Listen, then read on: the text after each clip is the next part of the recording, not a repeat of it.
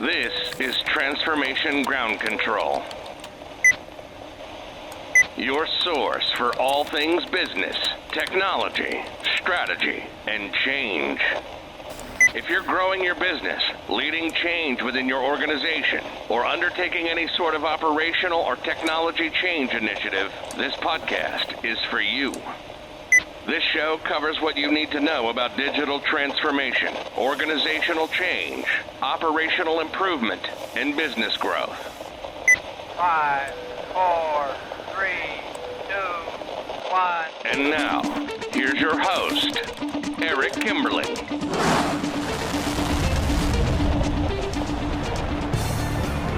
Hello, welcome to Transformation Ground Control, episode number 37. My name is Eric Kimberling. I'm here with Kyler Cheatham. Kyler, welcome back to the show. Thank you for having me. And thanks everyone for listening today. You can find us every week on YouTube with new episodes, as well as Google, Spotify, Apple, and anywhere else you might be listening to podcasts. So be sure to check us out and subscribe to our show and to our channel as well. And we've got an exciting show for you today here on episode 37. First of all, we're going to talk about, per our usual recent trend, to talk about digital transformation trends and different topics that are relevant to the industry today. So we'll do sort of a rapid-fire, speed round run-through of some of those trends and headlines in the digital transformation space. And then we're going to have a special guest on the show today, John Belden from Upper Edge, which is an organization that helps clients maximize their value out of their system integrators during digital transformation. And he's going to be on the show talking about some of the reasons why transformations fail. He's going to dive into a couple case studies about recent ERP failures, and then we're going to talk about why those projects fail and why other projects tend to fail in the digital transformation space. So stay tuned for that. John will be on the show later today. And then finally, in our third segment of the podcast episode today, we will have a few different clips. We're going to walk through recent video clips that our team at Third Stage put together related to a number of different topics. And this is sort of part of our 3 series that we did a couple weeks ago. We did something similar where, as part of our 3-year anniversary, we put out a series of videos. They're short clips that talk about 3 tips for different topics.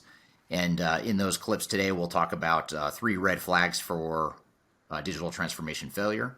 We'll talk about 3 tips for negotiating with software vendors, as well as 3 hard truths about digital transformation. So we're going to talk about those later in the show today. But before we get to that, and before we get to our special guests later in the show, what are some of the trends you're seeing in the market, Kyler, that are worthy of discussion here today? Yeah, absolutely. Yeah, so I wanted to start with a VentureBeat article that talked about digital transformation spending. So the metric they gave is actually last year, companies spent $700 billion on some type of digital transformation, but the results are really lagging, and a lot of different reasons for that. One I wanted to dive into, because I'd actually never heard you say this one before, which is why I kind of wanted to chat with you about it, because that's kind of weird, because usually most of the time you've covered a lot of this content.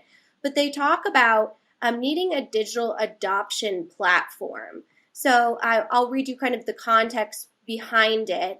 They give the solution a holistic approach that combines a practical understanding of how to apply organizational change management, some degree of experienced operational digital transformation, and most importantly, the right digital adoption platform. So they call it DAP. So I wondered if you could kind of let us know if you've ever heard of that before, or talk us through any sort of experience you've had with a DAP or a digital adoption plan as a best practice for ensuring the value and the ROI out of your transformation. Yeah, it is an important tool for adoption, and you're right, we haven't talked about it here on the show, and I don't think I've done any YouTube videos on the topic, but it is something that comes up semi-regularly with clients. And digital adoption platforms are essentially, I would say, technology agnostic in that they can be used for deployment of any sort of technology in most cases. Some adoption platforms are specific to one type of technology rollout, but a lot of them are agnostic, just like we are as an organization, in that they can be used in a number of different capacities and different types of ERP systems, CRM systems, and whatnot. And essentially what it does is it it's not really a learning tool, although it can be used for learning and sort of that pre-implementation end user training. But it's more valuable, in my opinion, in the post-implementation world, sort of that real-time help, providing real-time help for end users that might be stuck in a process flow or they're on a screen that they've never seen before. And it's sort of like an on-demand real-time tutorial and walkthrough of how to use the system and what to watch out for and that sort of thing. So it is a platform that, or a type of technology that's becoming more common, but it is something that's oftentimes underlooked or overlooked and underrated, I should say. And so, that's the general gist of my not experience, but my perception of those tools. Yeah, and that's so interesting. So when we talk about digital adoption, let's unpack that just for a minute in the actual definition of what that means for a company going or undergoing a transformation. So when we talk about adoption, what exactly does that mean in regards to kind of the people side of the business? Yeah, so there's a fine line or just a gray area, big difference between learning and sort of training how to use a system and actual adoption and use of the technology. And those are two, it may sound like the same thing, but they're slightly different, but it's an important subtlety in that, again, you can train people on technologies, you can teach them how to do different keystrokes and whatnot, but that doesn't really matter. Even if they pass a competency test and you measure some sort of competency test that they take after that end user training, that doesn't really matter if they're not actually able to conduct and complete workflows and transactions and processes and whatever it is you expect them to do. Which, by the way, oftentimes involves more than just using an ERP system or a specific technology. Oftentimes it involves touch points to other systems or other workflows, other people, approval processes, and things like that. So having a digital adoption platform should be able to walk you through that entire process flow that may weave in and out of different technologies and manual processes and approvals and all that stuff. So it is a bit different than just training. It's more, are we actually getting value out of the system, and are we actually using the technology the way it was meant to be used? Gotcha. Yeah, that makes a lot of sense when it comes to just the overall behavior of the employee. So this article actually mentioned a specific statistic that talked about there was 54% of companies reported having resistance when it comes to digital adoption from their overall communities. So is that something you would build into that preliminary change plan or that strategy that's so important to develop and ensure success in the beginning of the transformation? You mean the digital adoption platform? Would that get built into a change strategy? No, the actual adoption plan. So that could be part of it, because I know you had mentioned that that's kind of a piece of it, and I would see that more as the tool, right? Yeah. And then the adoption plan would be within the change strategy. Am I on the right track?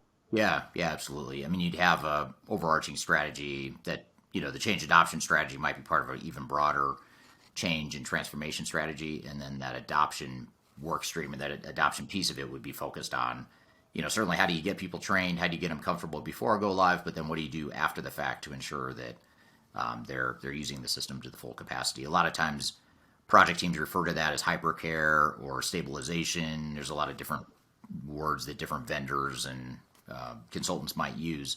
But the whole idea is, what do you do after implementation? And a lot of times organizations think of all the stuff to do leading up to the go live or leading up to the transition over to new technology and new processes, but they don't think beyond that. And so adoption really focuses on the entire cycle, up through and after the implementation of new technology.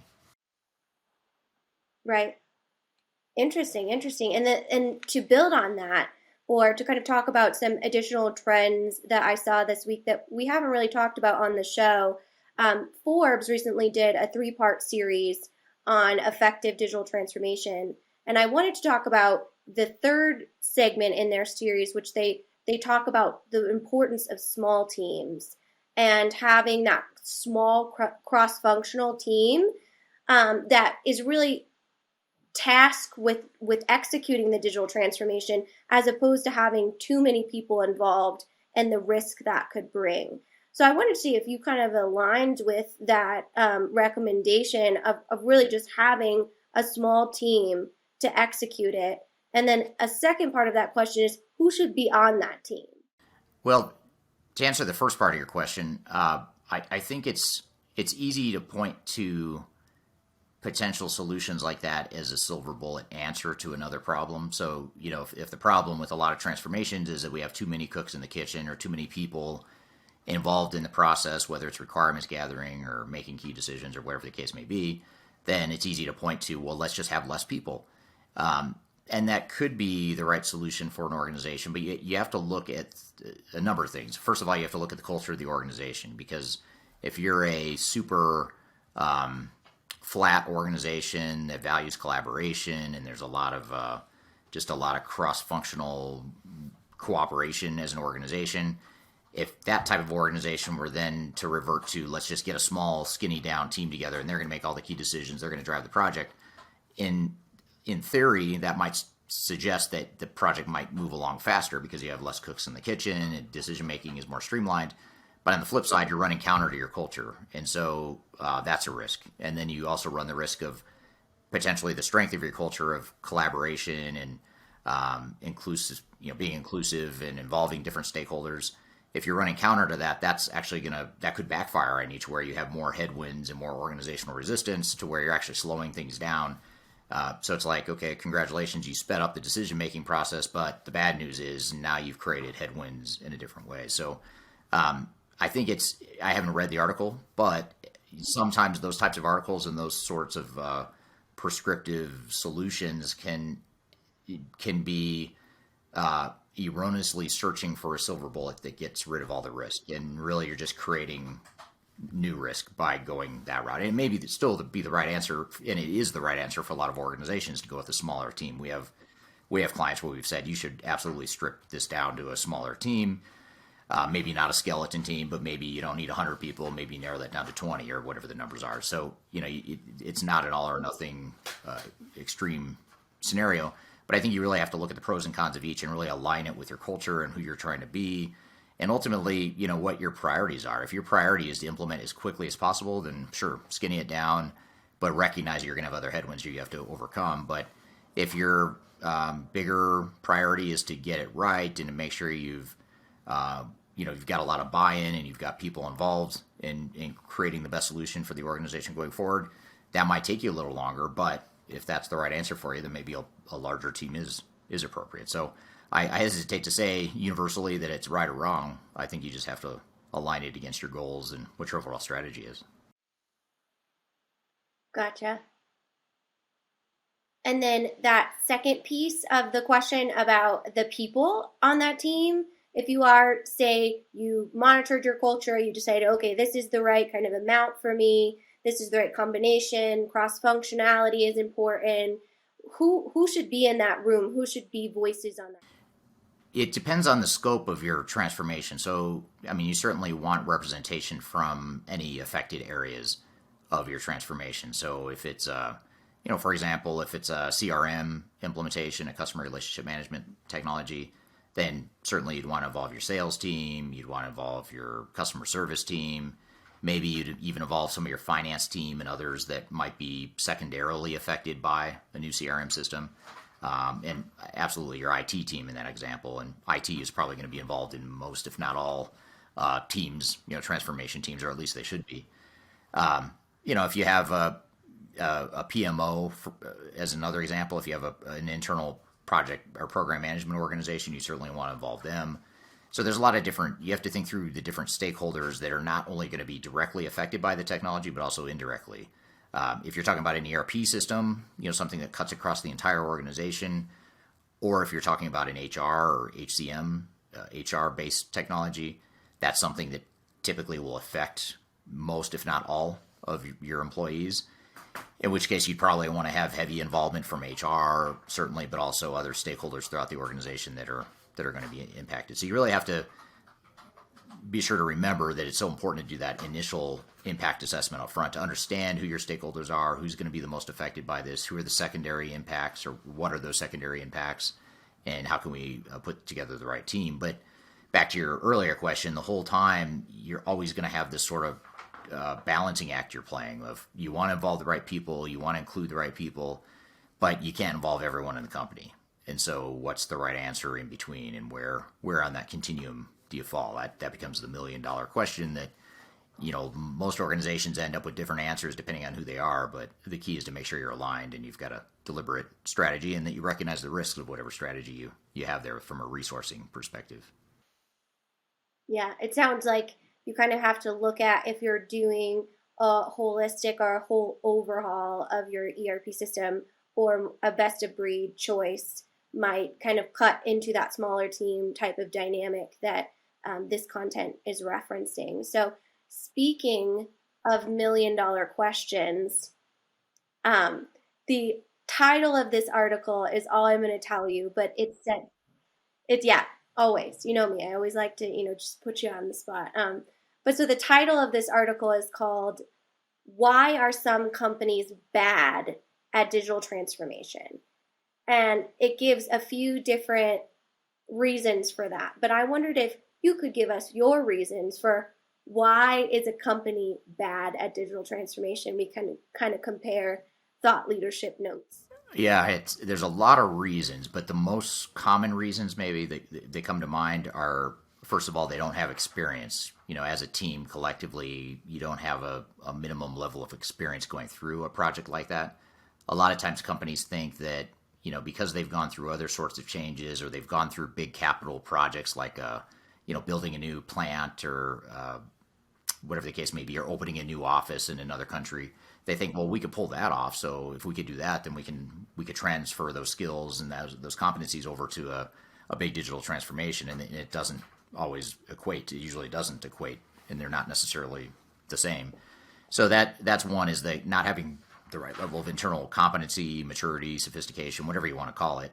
And that's a lot of reasons why organizations will hire consultants. But even if you hire consultants, and this goes for our client base as well, we find that the companies that are most successful are the ones that not only hire us, but the ones that hire us and at the same time have had at least a handful of people or a subset of people on their team that have been through the process before. Maybe they've been through a failure, maybe they've been burned, they've made some mistakes along the way, they've learned from some successes, but regardless, they have some level of experience. And usually those just bring you to, it elevates the level of competency and understanding in those cases. Another maybe other extreme, or another reason why organizations fail, is because they're overconfident in their abilities. So they think that, if they just hire a person off the street that has been through an ERP project before, put them in charge of the ERP project, that's going to solve the problem. Usually it's not. It doesn't come down to one person or even just a small handful. It's got to be a bit more broad-based. And then I think the third thing, which is probably the biggest problem in the industry, and a big part of why I started Third Stage, is because there's so much bias in the technology industry. And so you have these massive technology companies like Microsoft and SAP and Oracle and others that are promoting and pushing a false narrative of what it takes to, what their technologies can do, what it takes to be successful in an implementation. And they tend to downplay the risk, they tend to downplay the cost, and they tend to overstate the benefit and overstate the value. And in some cases, I think it's getting even more destructive, if you will, in that a lot of the vendors now are forcing this transition to the cloud. And there's no good reason for it other than they will make more profit if you switch to the cloud. If their clients switch to the cloud, I should say. So that's the other, probably the more alarming issue in the industry, is that you have software vendors, and it's not just the software vendors too, by the way. It's also their system integrators, all the resellers out there, all the industry analysts like Gartner and Forrester are getting paid by the software vendors to peddle that same message that, for example, cloud. It's all about cloud. You've got to move to the cloud. If you're not in the cloud, then you're not future proof, or you're not, insert buzzword here. So that whole ecosystem they've built that's meant to perpetuate the sales of software is creating unrealistic expectations, and it's misaligning organizations. And I think it's actually extremely unhealthy because most organizations, back to my first point, don't have the competency, the experience to know how to see through the BS, for lack of a better word. And so they end up believing what they hear, which, we're all human, and we want to believe that. I want to believe you're telling me the truth when I talk to you, and if it sounds like it could be real, then I'm going to believe you. And that's a lot of what's happening in the market. So I think those are probably some of the main reasons why, if you look at sort of widespread failures, why they're so common, those are some of the dynamics you see within organizations that lead to that. Well, those were a lot of really good examples. I know later with both John and Brian will help us understand more of that bias within the industry and how to navigate it when it comes to making sure you have ownership over your project and that you're negotiating your contracts, whether it is vendors or system integrators, effectively so that you can have some leverage and some ownership over that. Some of the other things that this specific article touched on, which I know was timely for us because we had a blog just recently about the importance of considering your customers in a digital transformation and making sure that not only are you internally focused, but you're externally focused as well. And then the other one, you did very well on the quiz, by the way, A+.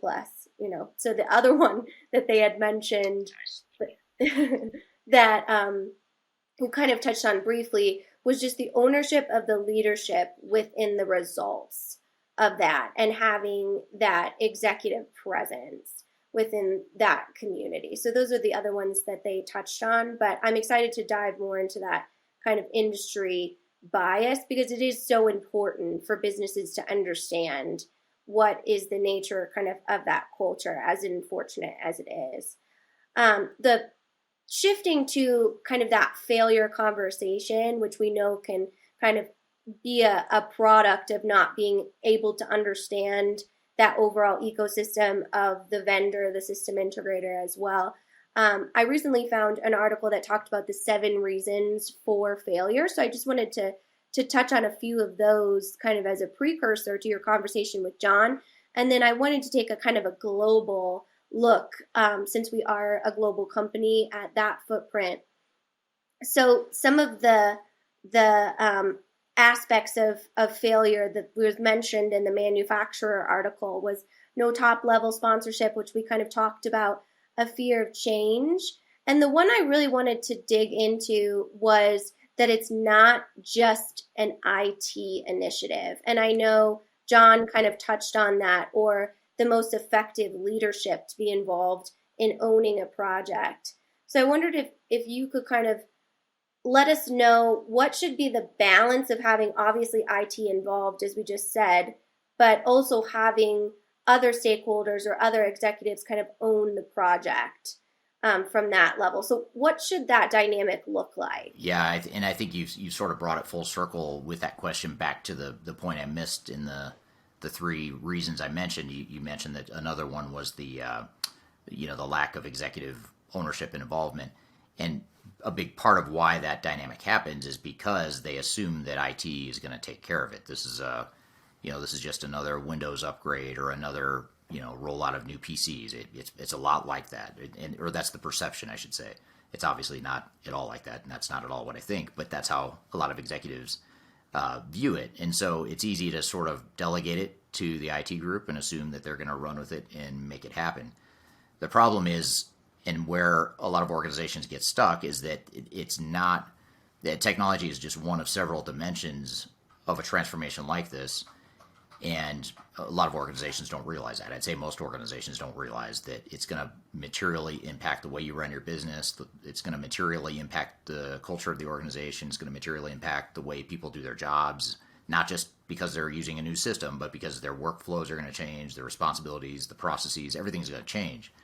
And so you can't leave that to IT. And even the best CIOs in the world are not going to be able to make this happen on their own. They're going to need the CFO, the COO, CEO, others from the executive team, mid-level management to be on board and supportive of it. So it's a great point, and I think those are some of the things to think about along those lines.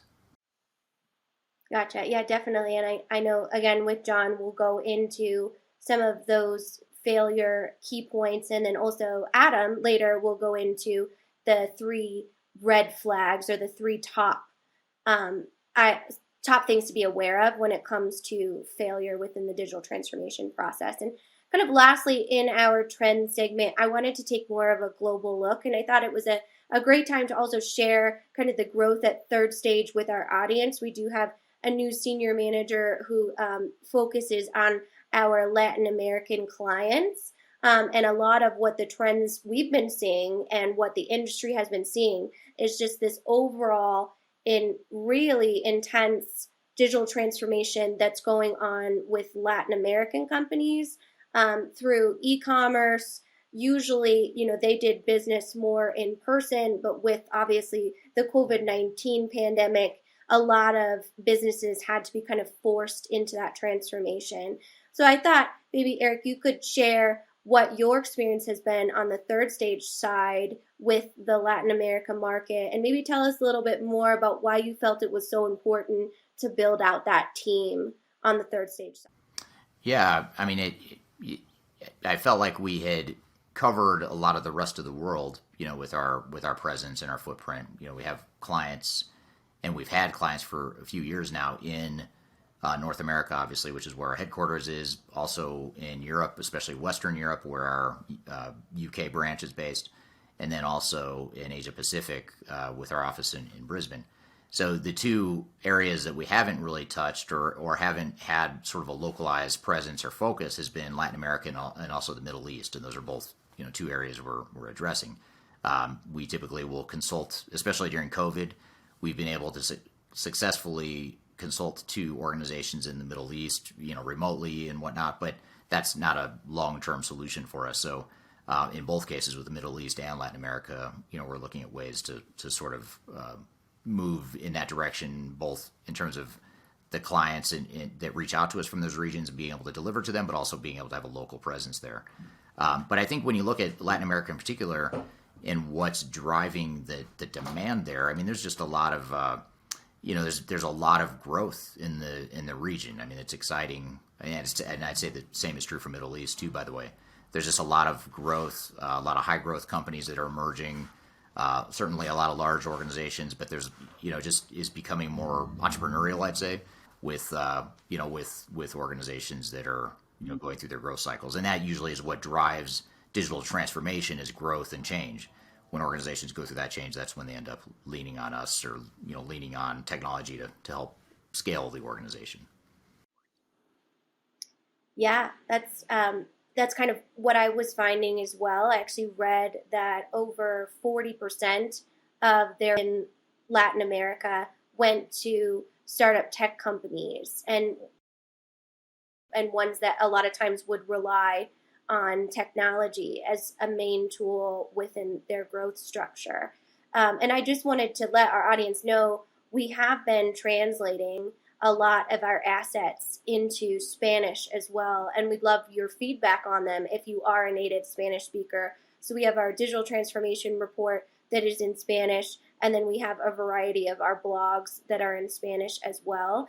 And if you are interested in speaking to Michelle and team in language, please let us know. She's always looking for someone to kind of talk to about digital transformation when it comes to Latin America. So if you're an expert in that, please feel free to reach out. But with that, I think that's a great transition into going to talk to John more about these failure points that can be used even if you are a very small business or if you have a global entity or a global footprint. All of these are great best practices. So I'm excited to hear that conversation with him. Yeah, absolutely. It will be a good conversation, and I'm excited to have him on the show as well. And this will be a discussion with John Belden from Upper Edge. I'd consider him a peer in the industry, at a competing consulting firm. Technically, they do compete. There's a bit of overlap. We're not direct competitors, but there's a bit of overlap in what we do. So it's always interesting to have a peer like that on the show that we can bounce around ideas with. So we're going to have him on the show talking about why transformations fail, and we're going to take a quick break. We'll be right back with more on Transformation Ground Control.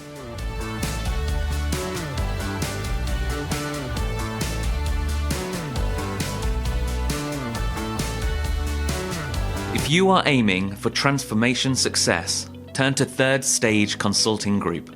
Third Stage's independent and technology-agnostic consulting team helps clients define their digital strategies, define their roadmaps, and manage their transformations.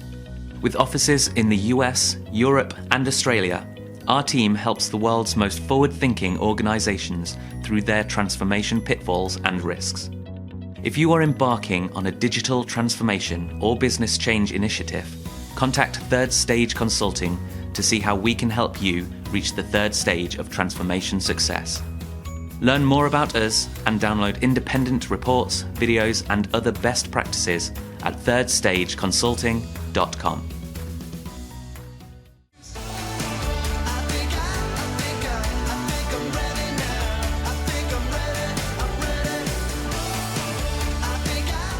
Hello, welcome back to Transformation Ground Control, episode number 37. You can find new episodes every Wednesday on YouTube, Apple, Google, Spotify, wherever you listen to or watch podcasts. Check us out there, and be sure to subscribe to our channel as well on YouTube and or on social media, so you can find a lot of good information from us on a daily basis on different social media platforms. So be sure to look for Third Stage Consulting there. So I'm excited for our next guest. Someone I've known in the industry now for about a decade. We've been peers. We've crossed paths a number of times. We've never worked directly together for the same organization, but we've been sort of, I'd consider us friendly competitors along the way. And I thought it'd be an interesting sort of change of pace to have someone who's a direct peer that does a lot of what we do, but they also do some different things, and we do things different service areas than what they provide. But the guest is John Belden from Upper Edge, and we're going to have John on the show today to talk about the reasons why transformations fail, and we're going to do that in the context of ERP failure case studies. So with all that being said, John, welcome to the show. Yeah, happy to be here today, Eric. Yeah, glad to have you. And you and I have crossed paths in this small world of digital transformation and consulting. We've both been doing this for a while, and this will be a fun topic. And maybe to start, tell us a little bit about Upper Edge and about yourself too. What do you do? What does Upper Edge do? Help us understand you a little bit. Yeah, sure. I appreciate. So let me just give you a quick background. Upper Edge is a third-party consulting firm, third-party advisor, and we've been now around for about 10 years. We were formed based upon I'll call it. It used to be a small company called AMR Research, and when AMR Research got purchased, Dave Blake, who is the founder of Upper Edge, took the I'll call it the advisory service that used to work with people on negotiating their deals with Accenture, negotiating their deals with IBM or SAP. He started up his own third-party advisory firm that actually does the same thing. So our foundation and our roots is a third-party advisory service that focuses on helping clients, I'll call it, work in the negotiation with those types of firms. There's a commercial advisory component of Upper Edge, and then there is what we refer to as a project execution advisory service. And in the project execution advisory service, that's the area that I lead. We really focus on, I'll call it, maximizing the value that our clients get out of their systems integrators. So if you're doing a $20 million deal with Accenture, as an example, Accenture will come and help you get all the value out of SAP or all the value out of Oracle, but Accenture doesn't come with a user manual that says, how do you maximize the value out of the third party, right, or out of your systems integrator once you've signed the contract. And so that's the area that our project execution advisory services focus on, is not on how best to run your project, but how best to maximize the value that you get out of your systems integrator that's running that project with you and for you. So it's a little bit of a variant, and we don't come in and do the project, but we will help you maximize the value that you get out of them. I've been with Upper Edge now about 8 years in this capacity. Prior to that, and this is where you and I met, right? Prior to that, I worked for a company called the Timken Company, manufacturing organization out of Canton, Ohio. Roughly, it was about a $5 billion organization at the time. My last role before I retired there was to lead the Timken Company's transformation and the implementation of SAP. It was about a 5-year program at the time, global program, putting it in, I want to say it was roughly $200 million at the time. So pretty substantial transformation effort. And that's really where I got, I'll call it, my foundation in understanding transformation, and where I became, a student of transformation failures, because a lot of the problems that we have, when I got out there and Googled it, it was, well, we're not the first one to have this problem. We're certainly not going to be the last one to have these problems. And that's where I became kind of a student in this space of failures and how they fail, and looking for insights into, can you understand when a project's going to fail well in advance of that failure, kind of predictions. And that's where it really kind of became the foundation of the service offering as well. Yeah, that's interesting, and interesting background of how how your career has evolved, and also how Upper Edge formed 10 years ago. What's interesting, when you were describing that, you talked about the value, maximizing the value of system integrator. I'll come back to that point, but we have some questions we'll get to on that. You say that because it's very rare, if ever, that you hear someone say, "What's the value you're getting out of your system integrator?" Usually, it's what's the cost? What's the price tag? How can I drive that cost down? It's an interesting take on that I want to come back to, because I think that's an important point. Yeah, it is. And it's a lot easier to drive higher levels of value than it is to drive lower levels of cost. It's a great point. Yeah. Let's hold that thought, though. I want to come back to that, because that's a really important area to dive into. And we sort of broke, the questions that I have for you are sort of broken into two halves. And this is not meant to be overly scripted by any means. And certainly, like I said, if the audience has questions, love to get your questions as we go here. We sort of broke it up into sort of a segment up front where we talk a little bit about just some case studies or examples of failures, sort of what happened and just what's the story behind those failures. And then in the latter part, after we get through that, then I want to talk through, just unpack that a little bit, what causes failure and what some of the decisions are and the things that lead up to failure. So to start, I know you study this, you're sort of a student of transformation failures, much like I am, and it's fascinating to learn from, and there's so much good info you can get from it, as unfortunate as those situations are. But you've got a couple in mind, or could you share a couple of case studies with us, or maybe give us a couple stories of well-known or maybe not so well-known? Yeah. So let me start with one that's probably not well-known, and let me make sure that I convey how we do our research first, because the research that we do is all based upon publicly available information in some fashion.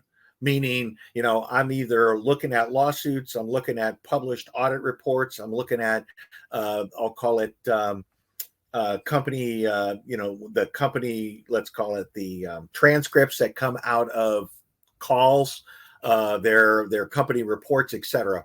And the reason I stipulate that up front is because I don't want anybody to think that I'm breaking any confidentiality agreements that we have as a result of working in that particular environment. So everything I'm going to talk to you about is something that has been published and at least well known, or at least available. Right. So the first one that I teed up, which is one that is not written about a lot, is a company called Israeli Chemical Limited. And the reason that it's not written about a lot is because the court case is in Israel, and all of the documentation in the court case is in Hebrew. So when I pull those things out, I have to go through the process to actually translate those and figure out what's going on within that particular case. But it makes it kind of unique, because there's not a lot of people that are going to go through that effort to do the translation of Hebrew. So it's a niche that I can actually talk about, Israeli Chemical. But Israeli Chemical was the background on this one is it's a chemical company with global operations that had grown through acquisition up into, let's call it 2012. So they were really a conglomerate of independently operating chemical companies. And the Transformation Foundation was, if we put these companies together and let's say unify the back office, there should be a lot of synergies as an organization that we should be able to capture that didn't come out of these acquisitions. The original project cost was intended to be about $120 million. When they got about a year and a half, maybe 2 years into the program, the cost had ballooned to almost $500 million. So they had put in, let's call it their first implementation. They were getting ready to put into the second implementation. And that's when the ripcord got pulled that said, we can no longer support this.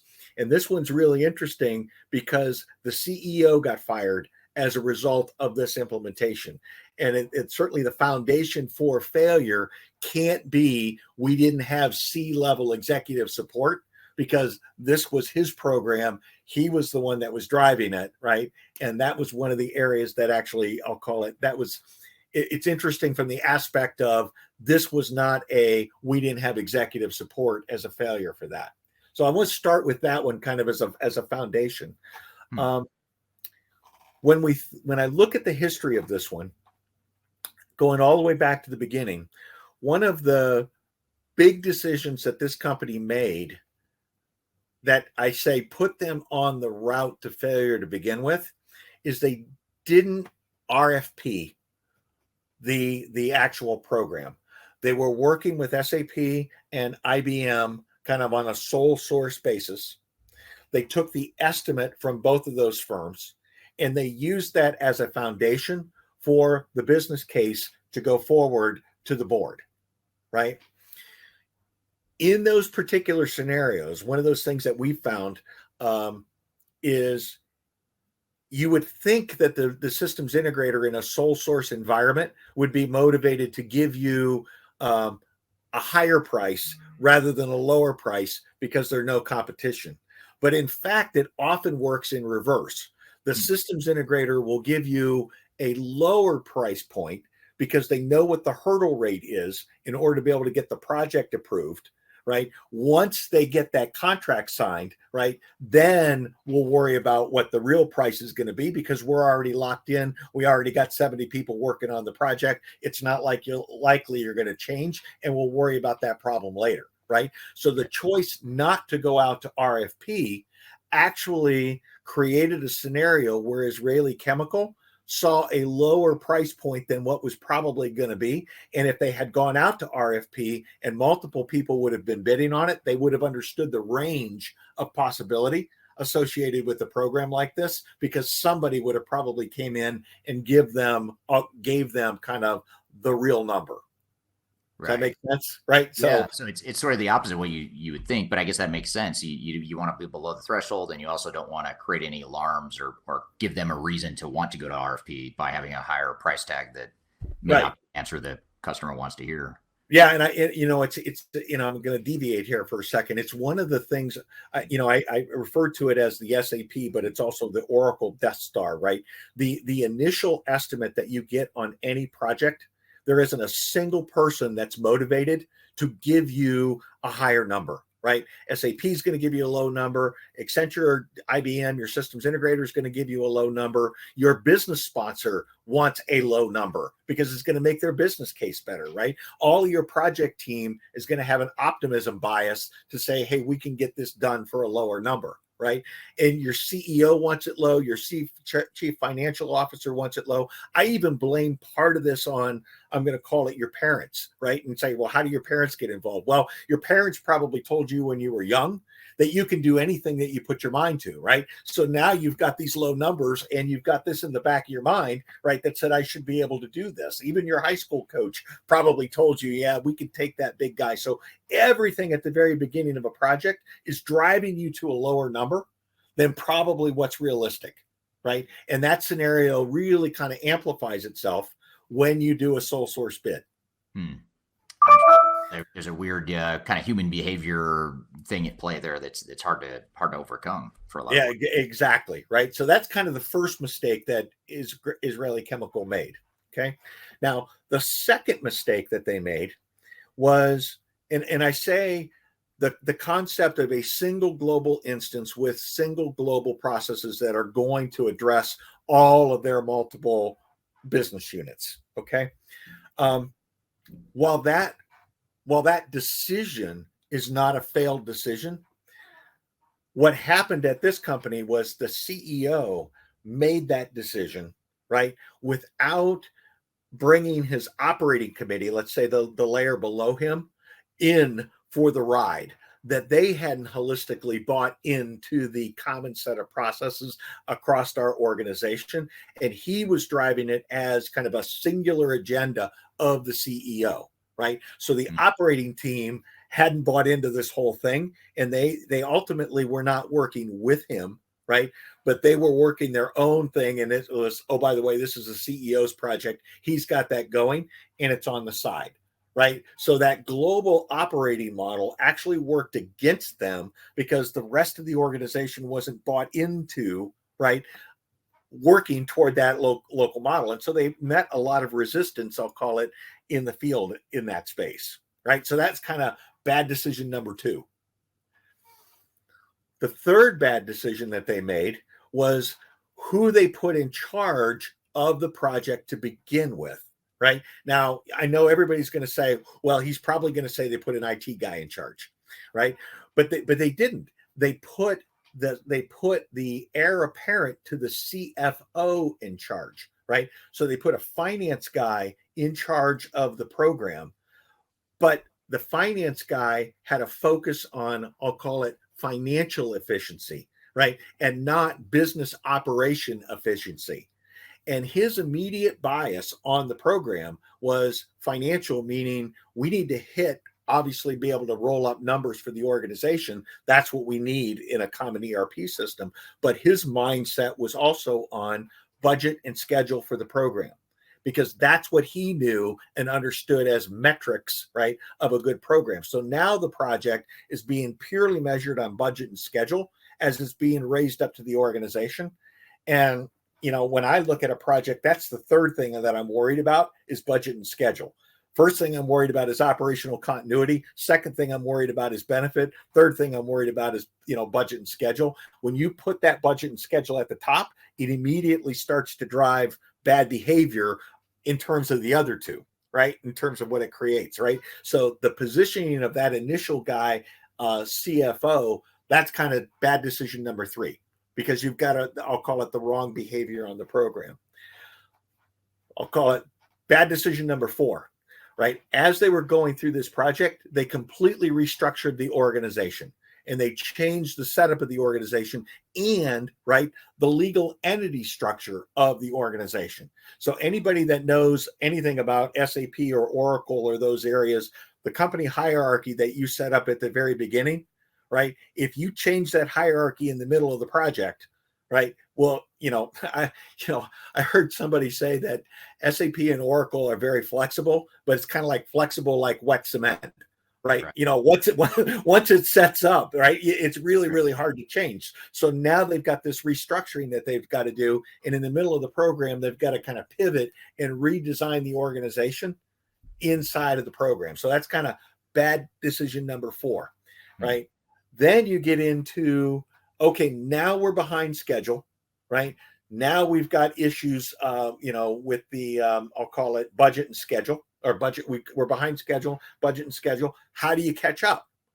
Well, simple. We just take out a testing cycle, right? So they took out a complete testing cycle in the implementation. Now they take out this testing cycle when they go live, right, with their first implementation. All they have is operational problems, right? Operational problems. And at that point in time, that's when the board got involved and said, this project is going to be a disaster, pull the ripcord, CEO gets fired, right? And they go back to, we're just going to operate in this independent fashion. Now, I spent a lot of time kind of talking about the bad decisions here. And what you didn't hear me do is blame any of this on the systems integrator, right? Because the systems integrator, by and large, was just along for the ride. If you want to put fault on the systems integrator, it was the initial bid that they had provided, right? Not their ability to execute to the plan that had laid out, right? And so to a certain extent, I think they kind of laid in wait, which a lot of them do, right? Because they know where the client's going to fail, and then say, oh, by the way, it's not our fault. Yeah. Yeah, that's super interesting. I mean, you hit a bunch of really good points there. All right, good stuff, John. Thanks for that. And we're going to come back with more questions I have for you. We're going to take a quick break, and we'll be right back with more Transformation Ground Control.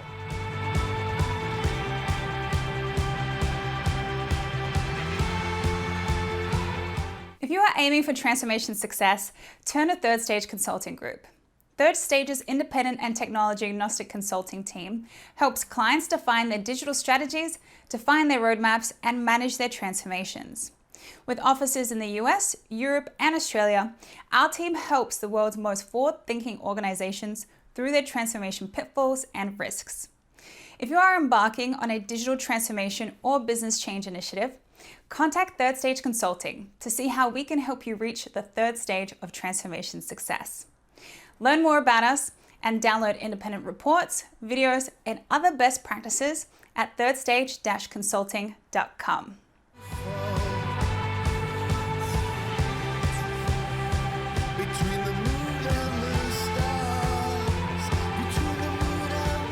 Welcome back to Transformation Ground Control. I'm here with John Belden, and we're talking about why ERP implementations fail.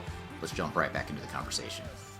I mean, that operational disruption after go live, that value or that undermining of value, or whatever you want to call it, negative business benefits that come out of that is so massive. And when you think about on this side of the equation, you've got your cost, and then this is the sort of the value we expect to get. Okay, congratulations, you drove the cost down on the implementation, but now you can't ship product for 3 months or whatever. What's that cost to you? And that's exactly right. And that's one of those components that that we talk about. Maybe we'll talk about in the future is this value erosion component, right? Because value erosion on an SI, there's a cost component. Are you getting the value out of the SI? But if you put in something that's a bad implementation, right, the cost associated with the recovery of that bad implementation, that can burn you as well. I mean, about the National Grid example, right? I mean, the cost of the recovery of National Grid was more than the cost of the project itself, right? Yeah. And so that, that's just complete value erosion, all together on that one.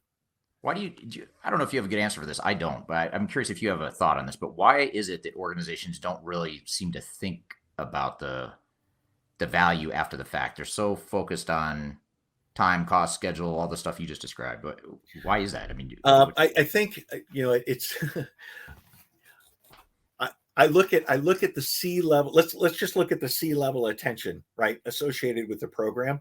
The C-level attention for me goes through. Carol, you just went on video, just so you know. Sorry. Yep. The C-level attention goes through 3 phases, right? Phase number 1 is all focused on value, right? Which is, what's the business case that we're going to get out of this? Where's the value going to come from this, et cetera, et cetera. Once that business case and once that project gets approved, right, then it focuses and it comes into budget and schedule, right? And the reason, from my perspective, that it goes to budget and schedule is because the project managers, when they start getting asked, how are you going to measure this project? It's the only thing that they can elevate immediately to the senior teams, right? It's the only numbers that are available. We got to go in and talk to them about something. What are we going to talk to them about? Let's talk about budget and schedule, because that's what we know. Now you've raised that up to the level of the key KPIs to the senior team that you can't avoid talking about it as the first thing, because you personally, as the project manager, have created this, right, as the first thing. And that's what that senior team understands. And now that's what they've been conditioned to expect, right? So you're going through that second phase of budget and schedule. Now, when you get close to the go live, right, all of a sudden operational continuity becomes the most important thing, because those guys I'll call it at the top now, are scared to death, right, that you're going to put this system in and what's it going to do to me.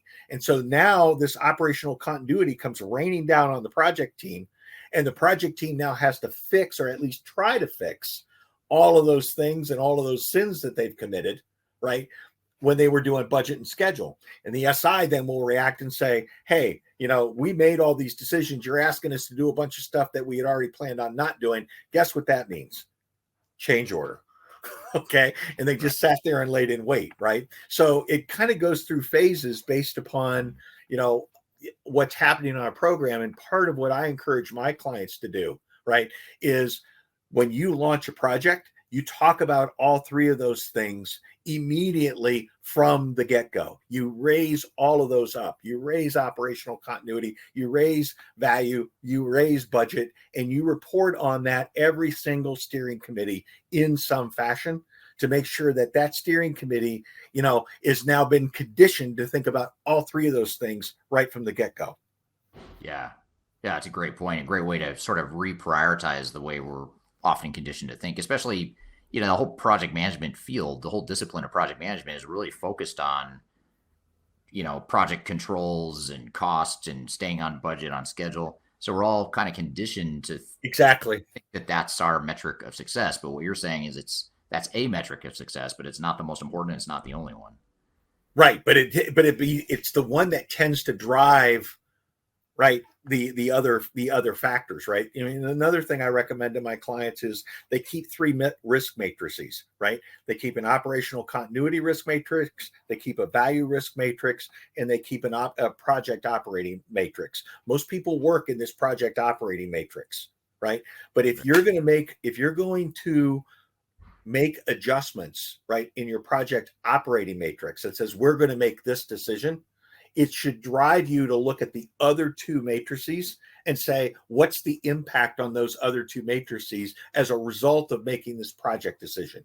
If we're going to lower, right, if we're going to say we're not going to have this high price $300 an hour guy, we're going to go and lower the cost to a $200 an hour guy. Okay, that's going to solve your project budget issue, but what's it going to do on your value issue?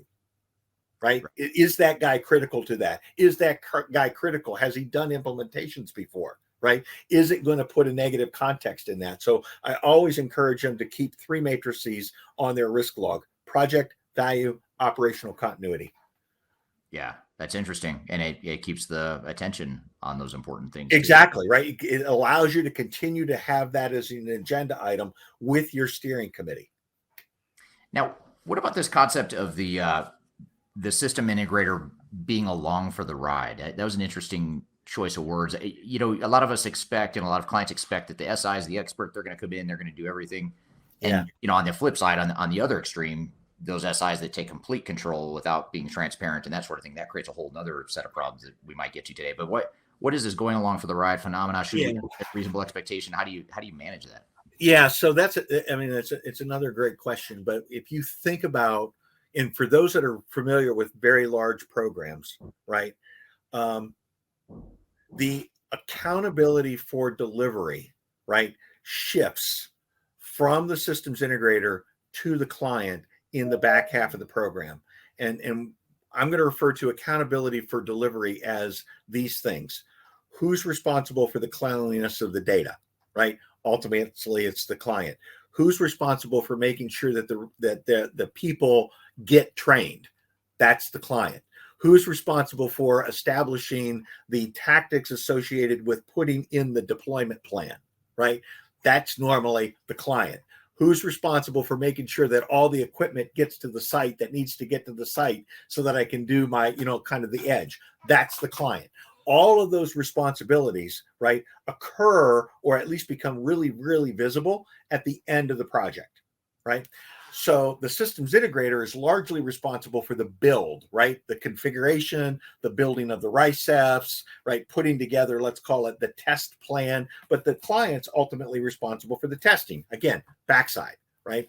So if a systems integrator waits long enough, right, and hides, let's call it, their inability to deliver on some of those things in the build, if they wait long enough, right, they can almost count on the client failing to deliver on that back half, right? And when the client fails to deliver on the back half, now the systems integrator can say, oh, it wasn't our fault that we went live. It was your fault, Mr. Client, that we didn't go live. So therefore, we're going to extend the project by 3 months. And what happens with me as the systems integrator, I now get the opportunity to fix all of the problems that I had, right, on your dime, because you agreed that it was your issue that we went late, right? So, Right. You just sit there and kind of lie. If they wait long enough, right, it will become the client's fault. Yeah, that's a interesting but concerning point you raised there with that whole thing. And we have another guest who we have on the show in the past is an attorney named Marcus Harris, and he's I know him. I know who he is. Yeah. He's an attorney. He focuses on, for the audience, he's an attorney that focuses on negotiation and the legal aspect of ERP projects. And he and I have talked about failure as well. But what's interesting about what you just described and relating it back to contracts is that, everything you just described that is the client's responsibility. Oftentimes you have these massive documents of statements of work and contract, MSAs and all that stuff. Yep. But what you just described is like a simple little bullet. It's just a bullet of an assumption that that's the client responsibility. It's almost like, oh yeah, here's all the stuff we're going to do. And by the way, you're going to do data. You're going to do the data. Exactly. Mining. It's like, well, it's just one thing we have to do, right? But it's the R versus a C in a RACI. Right. So who's, it can come down to that, right? So that's part of, again, that's part of what we do as an organization when we're looking at those. Yeah, we'll help people with their contracts, but we look at those contracts and we try to draw their attention to, right, all of those things that they were responsible for. And then making sure that, when we're looking at their plans, they understand that accountability, because the systems integrator is going to drive you to those areas of responsibility that the client needs to assist them with in order for them to achieve their contract, right? They're not going to drive you to, are you thinking about your data over there? Are you thinking about your data over there? They're not going to point that out in a heavy fashion until it gets to the end of the contract, right? And, then I'm going to say, now they might be saying they're doing it the right thing for you, but there's a mutual benefit to them, which is, oh, by the way, now you recognize your own poor performance, right? And it's not our fault. Yeah. And maybe I'm cynical about this whole thing right now, but I've seen so many of them, right? And that's kind of where the practice comes in of, maximizing the value of the systems integrator, understanding how they behave, right? And when you understand how you behave, then you can put things in place to be able to say, okay, let's make sure that we're not letting them get out of this box too early. Right. Yeah. Yeah. Great point. And I share that cynicism with you. I'm very cynical when it comes to this stuff too. Although I do have to ask you what, that dynamic you described of the system integrator doing all that work up front, and that's where they make a lot of their revenue. And then sort of in the back half is where the client responsibilities pick up, and usually they trip up, and then you can blame the client. Is that by design, or is that just sort of a coincidence that that's just how these projects are structured? Or no, I don't know. I'm not going to. Well, the things at the end are naturally the client's responsibilities anyway, right? You can't shy away from that, right? I think it's more along the lines of the systems integrators are obviously managing to their own contract, right? I mean that's clear, right? They're not going to put themselves in a position to not make money. They're also not necessarily in a position where it's always to their advantage, right, to notify the client. They'll notify them. Yeah, they'll notify the client, but they're not going to make a huge big deal out of it, because there's always that's not our risk to manage. Yeah. Right. That's not our risk to manage. Now, having said that, the contract structure does drive the systems integrator's behavior. Because if you're sitting on a fixed price contract, right, versus, let's say, a time and material staff augmentation contract, well, now the systems integrator is going to be up there pointing as soon as they, right away, that says, hey, you have problems over here, you have problems over here, you have problems over here, because I can bring in resources to fill those things. And that's the way that I generate additional profitability. Right.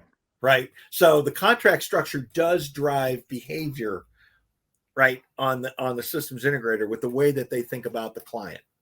Yeah.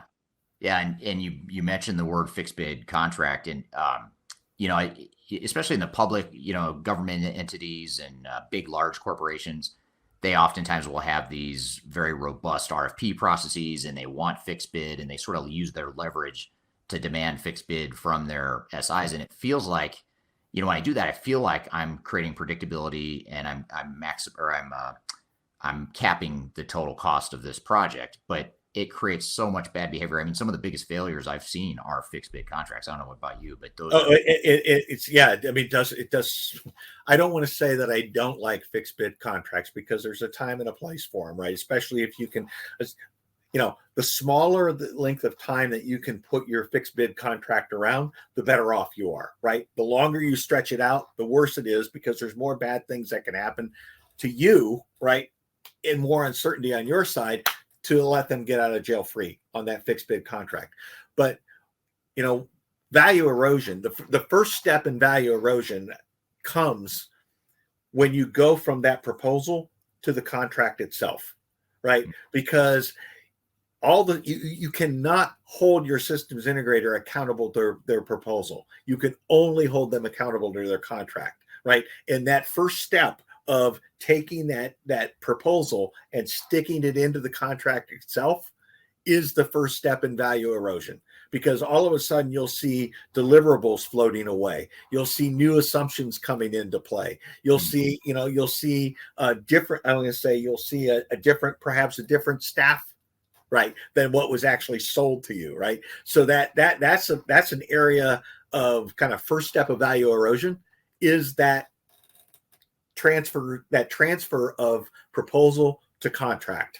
And that's a tough hurdle to get over, because once you've accepted that, now the systems integrator is going to play the game. They can play I'm going to call it, they can play the long game here, right? Because the vendor or client now wants to get started on this project. We picked our systems integrator, we got our budget approved, right?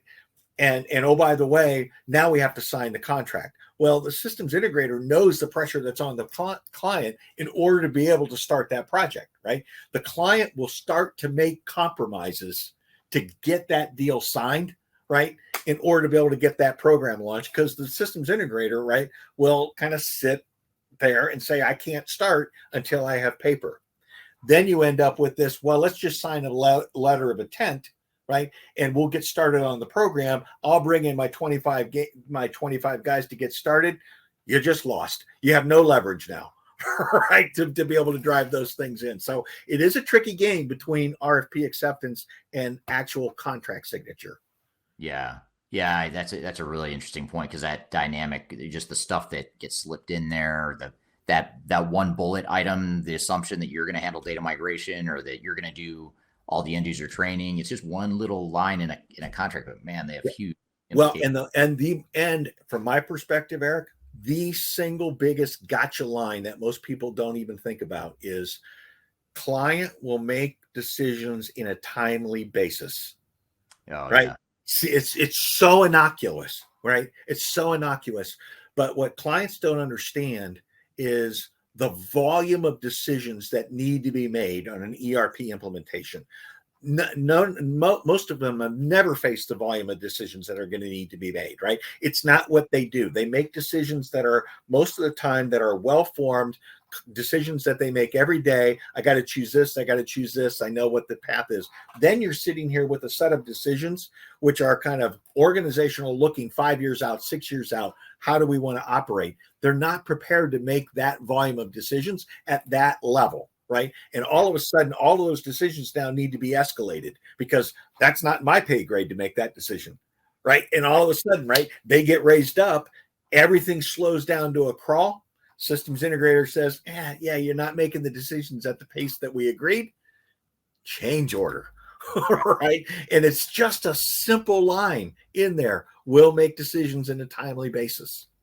Or the flip side, or the alternative to what you just described, that just to prove the point that there's no easy way out of that, being backed in that corner, is you could say, okay, well, we'll just go ahead and go with the path of least resistance, which is to build the software the way we're doing things today, which you totally exactly right. Then why are you implementing new technology if you're exactly right? So one of the things that we've done as a tactic in those, to make those quick decisions, okay, as a counter to that systems integrator, you will make efficient decisions. As a counter to that, what we've required in contracts and with the systems integrators is to say, the systems integrators will provide X number of days, or whatever the number is, 4 weeks notice on major decisions that need to be made, right? So they've got to create the visibility of that, right? And on steering committees, we'll provide a forecast to steering committees of the decisions that need to be made on a timely basis, kind of rolling forward. Because from my perspective, the ultimate, I'll call it elixir for making decisions on time, is lead time, right? The more time that I have to make a decision as an executive, the higher quality decision it's going to be, because I'm going to have time to at least socialize that, talk to my people about it. So the more lead time that you can create to make decisions, the better decision that you're going to make. And then you have to force the systems integrator in certain cases contractually to say, you're going to give me the lead time, because they already know the inventory of decisions that you're going to have to make, but what's their motivation to show you that early? Zero. Right. Zero. Yeah. Well, and sometimes they don't know, sometimes they're not even on top of it, plan ahead, which is another. Yeah. And now I would tell you, Eric, don't make excuses for them, right? They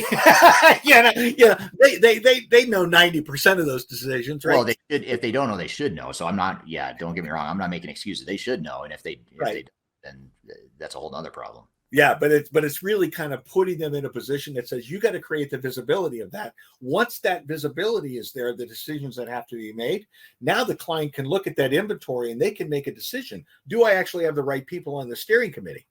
Right? Because you can take that key decision inventory and use it to pressure test your steering committee and say, do I have the people on the steering committee that I trust as an organization to make these decisions? Because if I don't, change the steering committee, right? Because that's what's going to cause that to be able to go fast. So key decision inventory actually becomes a really good tool to pressure test your steering committee with. Yeah, that's a great point.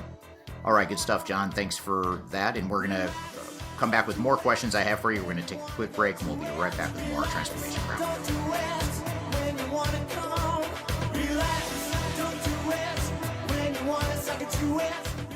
If you are involved in any sort of digital transformation or business change initiative, you will want to download the 2021 Digital Transformation Report. With its comprehensive overview of business and technology trends and best practices, this report is a must-have guide for any transformation project or executive team. Download this free report by visiting Third Stage Consulting at thirdstage-consulting.com. You can also visit our website to learn more about us or download independent reports, videos, and other best practices. Again, visit thirdstage-consulting.com today to learn how to take your transformation to the third stage of success.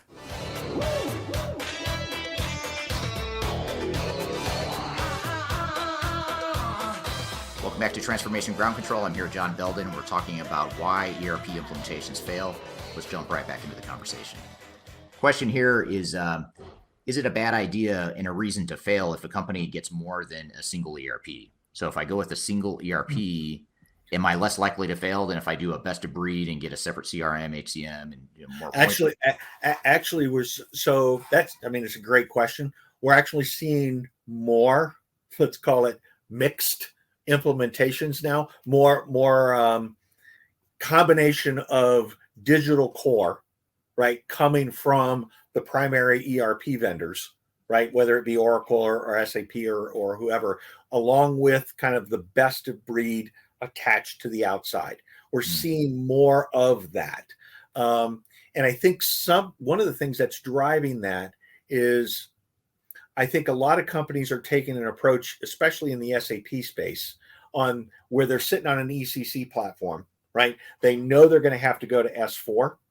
But part of their migration strategy to go to S4 is to, I'm going to call it de-risk what they've currently got in that ECC platform by taking out certain capabilities that are buried in the ECC platform, putting them into a best of breed, right, that I can connect to the ECC platform. And then when I get ready to upgrade, the amount that I'm actually having to upgrade is less than it was before, right? So it's a way to kind of de-risk the migration while I might be picking up the value of where the big value add actually is in going to that next platform. So we're seeing companies kind of decouple the core of their ERP and what was in there before and taking that best of breed, and it doesn't necessarily have to come from that same software provider. How about this? Let me, not in defense of the vendors, but let me use their talking point here to see your response. Sure. You shouldn't do that because you want a single system, fully integrated. You've got a single throat to choke. You don't want to have to deal with all the integration and data issues. You just want that single platform from us. Mm-hmm. Why would you do that? And from a technology point of view, I would have no issues with that argument, right? From my ability to make choices And again, now I'm going to talk from a pure negotiator point of view, right? I've lost all my leverage. I have zero leverage whatsoever going forward in the future, right? So it's like I don't even think I want to put myself in that position just for that particular point, right? So I get nervous from a leverage position. I'll give you the quote of the ultimate failure of that, right? Have you ever heard the story about a company called there's Oregon State, right? Cover Oregon was their program, and it was to put in the replacement for it was a substitute for the Obamacare provided by the central government. Each state had a choice, right? Do you want to use the national platform, or do you want to use your own platform? Okay. The state of Oregon decided that it was going to do its own. They were putting in Obamacare. They put in also their healthcare systems. They decided to replace them all. They went wall to wall, everything Oracle, completely, right? And the logic was, well, it's all coming from Oracle. It all works together, right? But you can't find a single client that uses all of those Oracle products together, right? In that kind of a configuration. So while the logic makes sense, right? That was a huge failure. They spent $300 million, didn't take one application. Didn't take one application. There's a lot of problems with that one. I could go on and on and on with that one. That's a classic, unbelievable. Yeah. And even from a technical perspective, you look at SAP is the one that drives me the most crazy when they say this, but they say we've got the fully integrated solution. You're on the S4HANA platform, blah, blah, blah. But really, if you look at what they've got, I mean, they've got S4HANA, but then they've got Concur, they've got SuccessFactors right. for them. They've gone out and acquired all these other point solutions that aren't integrated. It's no different. Just went out and bought a random HCM or whatever system. Now certainly over time, sure, maybe they start to integrate a little bit better and start to merge the things together. But vendors like SAP will say that, but in their practical reality of implementing, even from a technical perspective, a lot of times it's not even true that you've got a fully integrated solution to your. No, and what really SAP really offers in that space is it's not fully integrated, but we have people that have done this integration, 1,000 times. So we have a core set of expertise in terms of actually making that connection work. Right. That becomes their value prop, not that it's fully integrated, but we have people that we know how can make it work. Right. Because you're going to pay for that. Yeah, absolutely. So similar kind of question here, maybe a little bit different, but it's a little bit different from that single ERP versus best of breed question and whether or not that contributes to failure. But what about niche solutions, more industry vertically focused solutions versus the big broad ERP systems? Do you see any correlation there between? Yeah, actually from a research point of view, okay, when you're dealing with a niche area, let's just say I'm dealing with plant maintenance. Just take that as an example, because that's often an area that comes out of the ERP system, and you're going to put in Maximo, you're going to put in something like that for plant maintenance. We actually don't see as many failures in that space, right? And the reason I'll say isn't because it's a niche solution. It's because it's a niche process within the company itself that you tend to have singular decision makers, people who can make that decision in this space, and you're not having to get procurement, supply chain, finance, and all of those other people to agree on what the answer is, right? So you're actually able to make decisions faster, and they're not nearly as complicated, right, as if I'm trying to do HR, finance, payroll, right, supply chain, and my commercial systems all at the same time.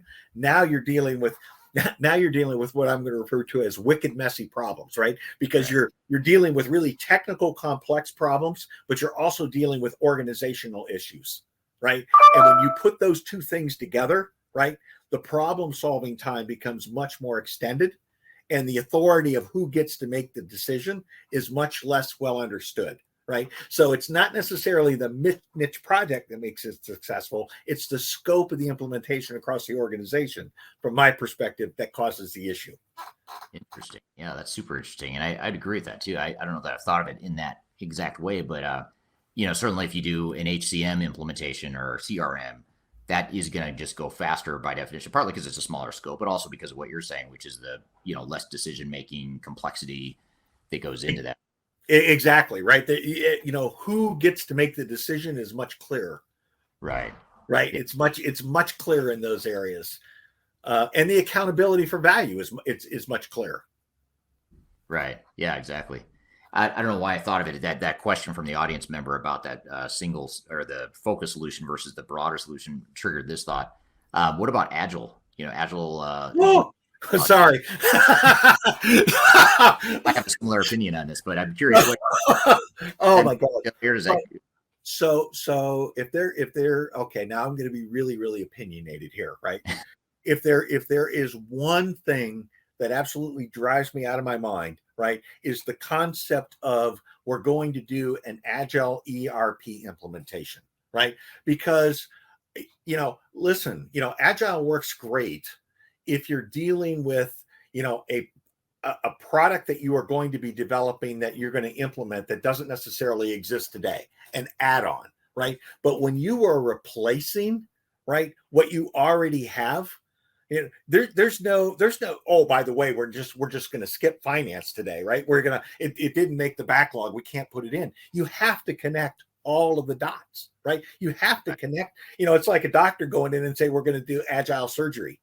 No, if he runs out of time, we forgot to suture him up in there, but we ran out of time and money. It was Agile. No, you got to tie everything off, right? So ERP Agile, maybe there's Agile ways to do the delivery and set up what you need to build and execute on that. But you can't say I'm going to just time box myself into and deliver what I can with Agile for an ERP. So I'm sorry, I was really opinionated on that, but it's like, no.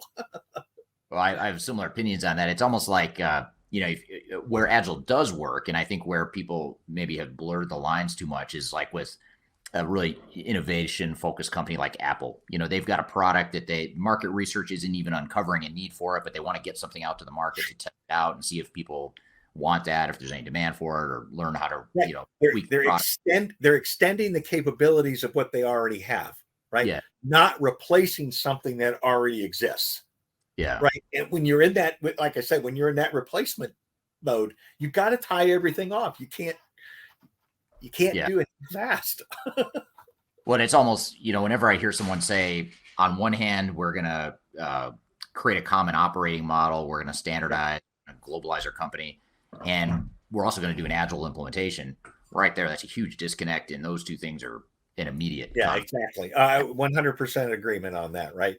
When the other thing that Agile does, and it's great for the systems integrators, it's really, really hard environment to get an accountability model set up in an Agile space with the systems integrator, right? Because what are you measuring them on, right? It's almost like I got to figure out how I'm going to quantify the backlog. You're going to deliver the backlog, but now you're always in the space of grooming the backlog. Things are coming in, things are coming out. How are you going to hold them accountable to something that's in that space? It's a really tough contracting environment for the client. Great contracting environment for the systems integrator. Yeah, it's a built-in excuse for why something doesn't work. The whole point of Agile is I'm going to put something out there, and if it doesn't work, I'm going to fix it. So right there, and we met schedule, and we met, we did budget and schedule. We met, but what you got delivered may not meet your expectations of did I actually get the value out of it. Now, all of the Agile, bigots out there are going to come back and say, oh, blah blah blah blah blah, But ERP implementation with Agile. Agile techniques, not Agile methodology, holistically. Yeah, that's a good way to put it. And selectively, I think you use that word too, just selectively and where appropriate, but not a broad-based full ERP transformation. All right, good stuff, John. Thanks for that. And we're going to come back with more questions I have for you. We're going to take a quick break, and we'll be right back with more Transformation Ground Control.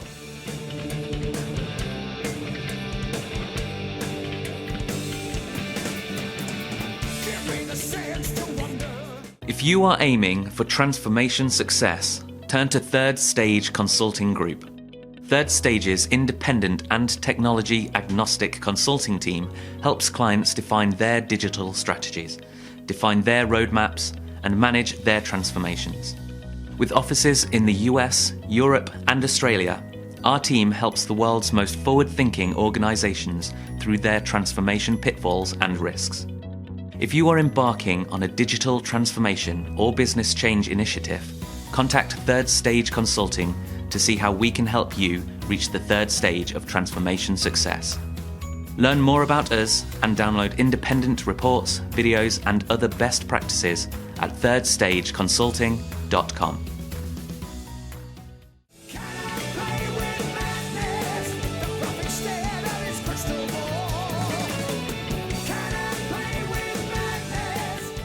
Welcome back to Transformation Ground Control. I'm here with John Belden, and we're talking about why ERP implementations fail. Let's jump right back into the conversation. This session, I'll be honest, is flying by. I didn't realize we were already almost an hour into the discussion, but there's a lot we could talk about. Probably. Well, you can have me back again sometime, Eric.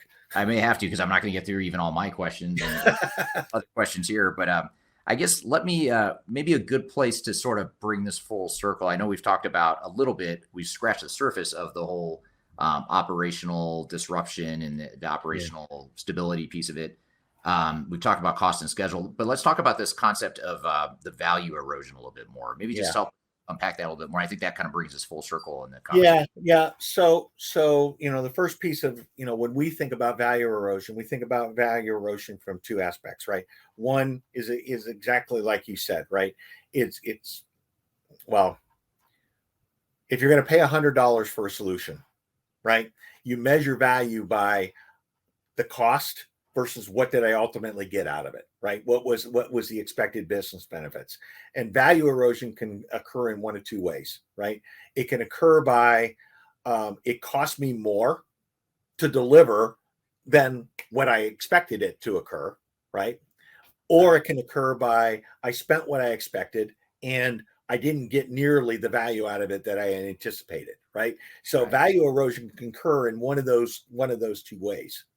If I look at programs in general and you think about that concept of value erosion, we typically see anywhere between 30 and 50% of value erosion on these big programs. Either A, they're not delivering all the value, or B, they're going over budget and they're spending way more than what they thought they were going to spend, right? And that's not an exaggeration. I mean, you yourself would know if I said, hey, what's the average overrun of spending on a program, right? It's going to be in that 25% range, right? Well, there's 25% value erosion right there. And then if you ask yourself, did they actually get all of the, did they fully implement everything that they thought they were going to implement? I would guarantee you they probably overspent and under implemented, but they're only talking about the 25% budget overrun. They're not talking about the value that they didn't get, right? So it's not a hard leap to go into that 30 to 50% of value erosion, right? When you jump into this thing, right? So, when we think about value erosion, we think about it in three sections: bid to launch, right? So from the time that you receive that RFP to the time that you actually sign a contract, right? What value actually erodes in that space? Sometimes it's the contract. Sometimes it's the assumptions that you're making on your own ability to deliver the project, right? That I can tell you right out of the gate. If the systems integrators are saying, well, you need to provide 20% of the resources and we're going to provide 80%.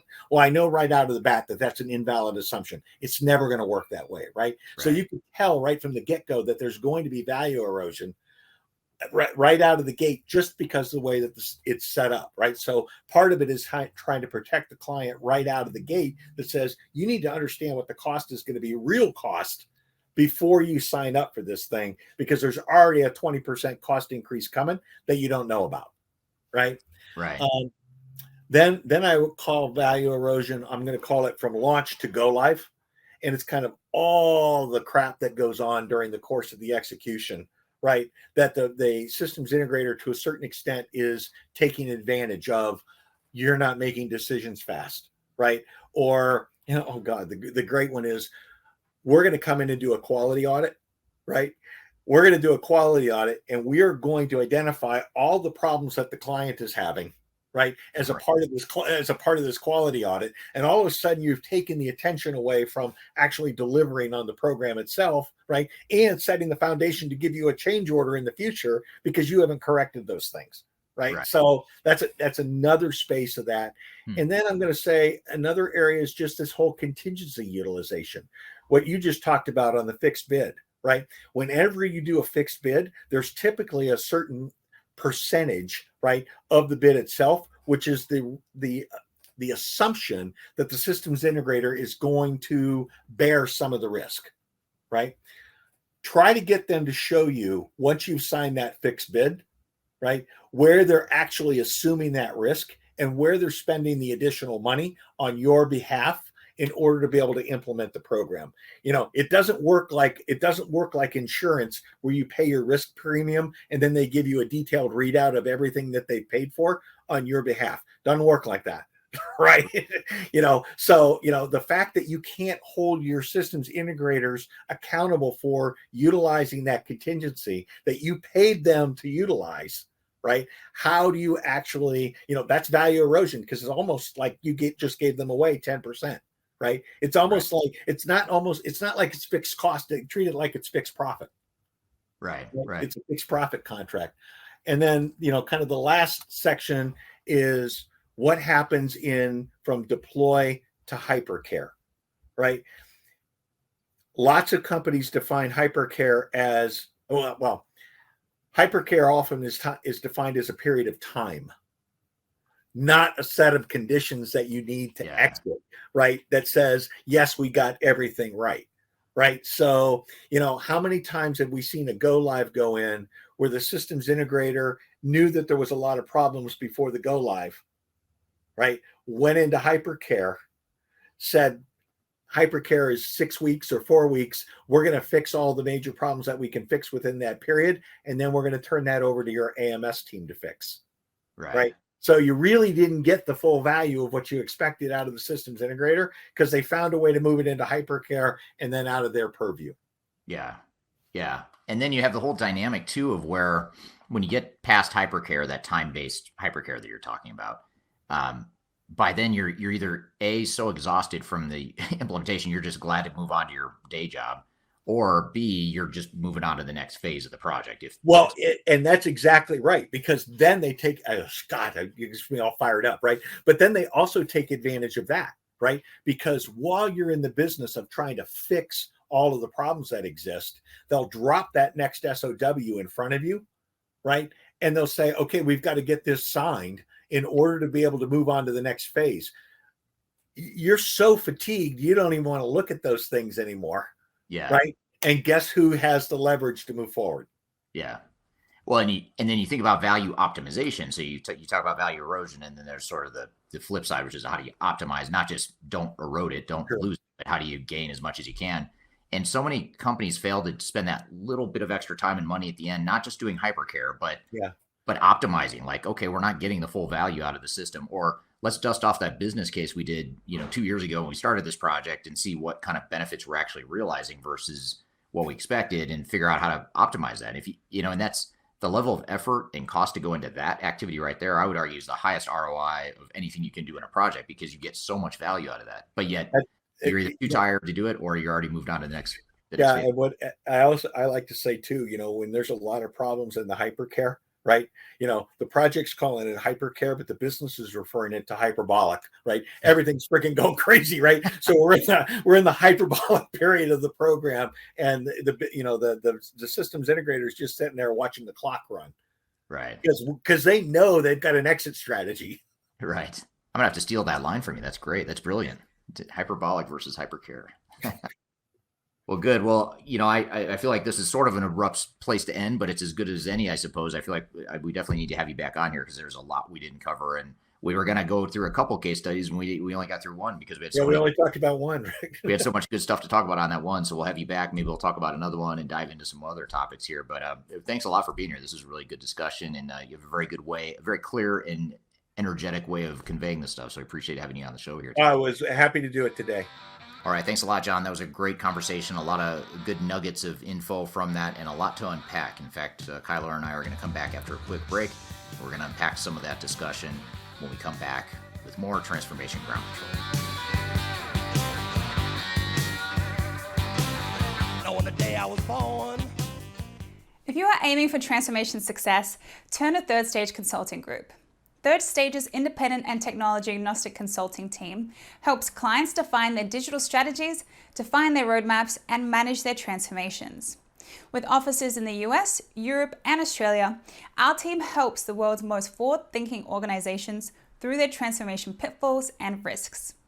If you are embarking on a digital transformation or business change initiative, contact Third Stage Consulting to see how we can help you reach the third stage of transformation success. Learn more about us and download independent reports, videos, and other best practices at thirdstage-consulting.com.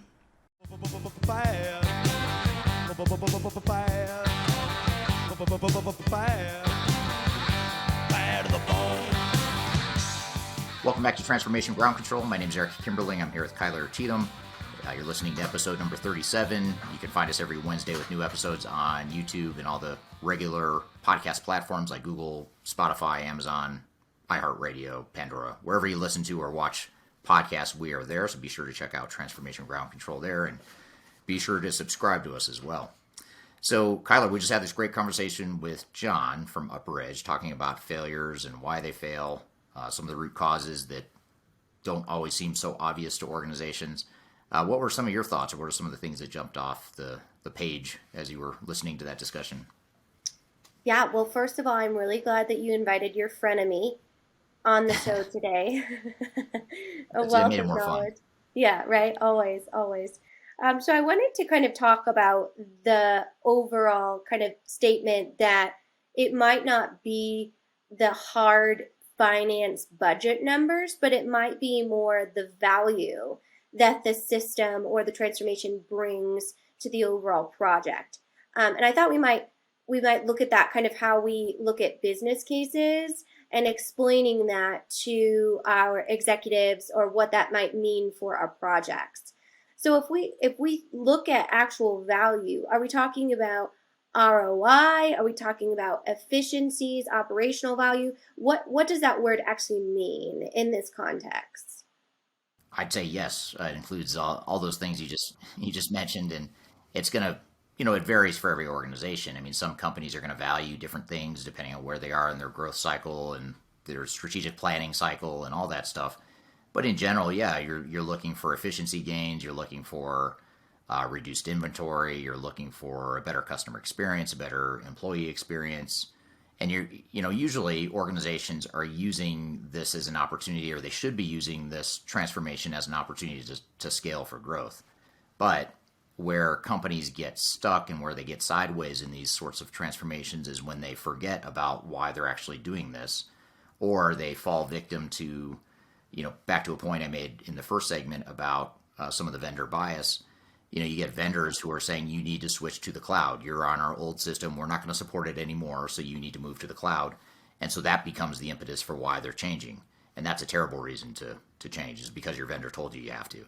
So even if your vendor does tell you have to and you end up doing it because your vendor is making you, which is very unfortunate, and that's a whole other conversation for another time. I have very strong opinions about that, but we'll save that for another day.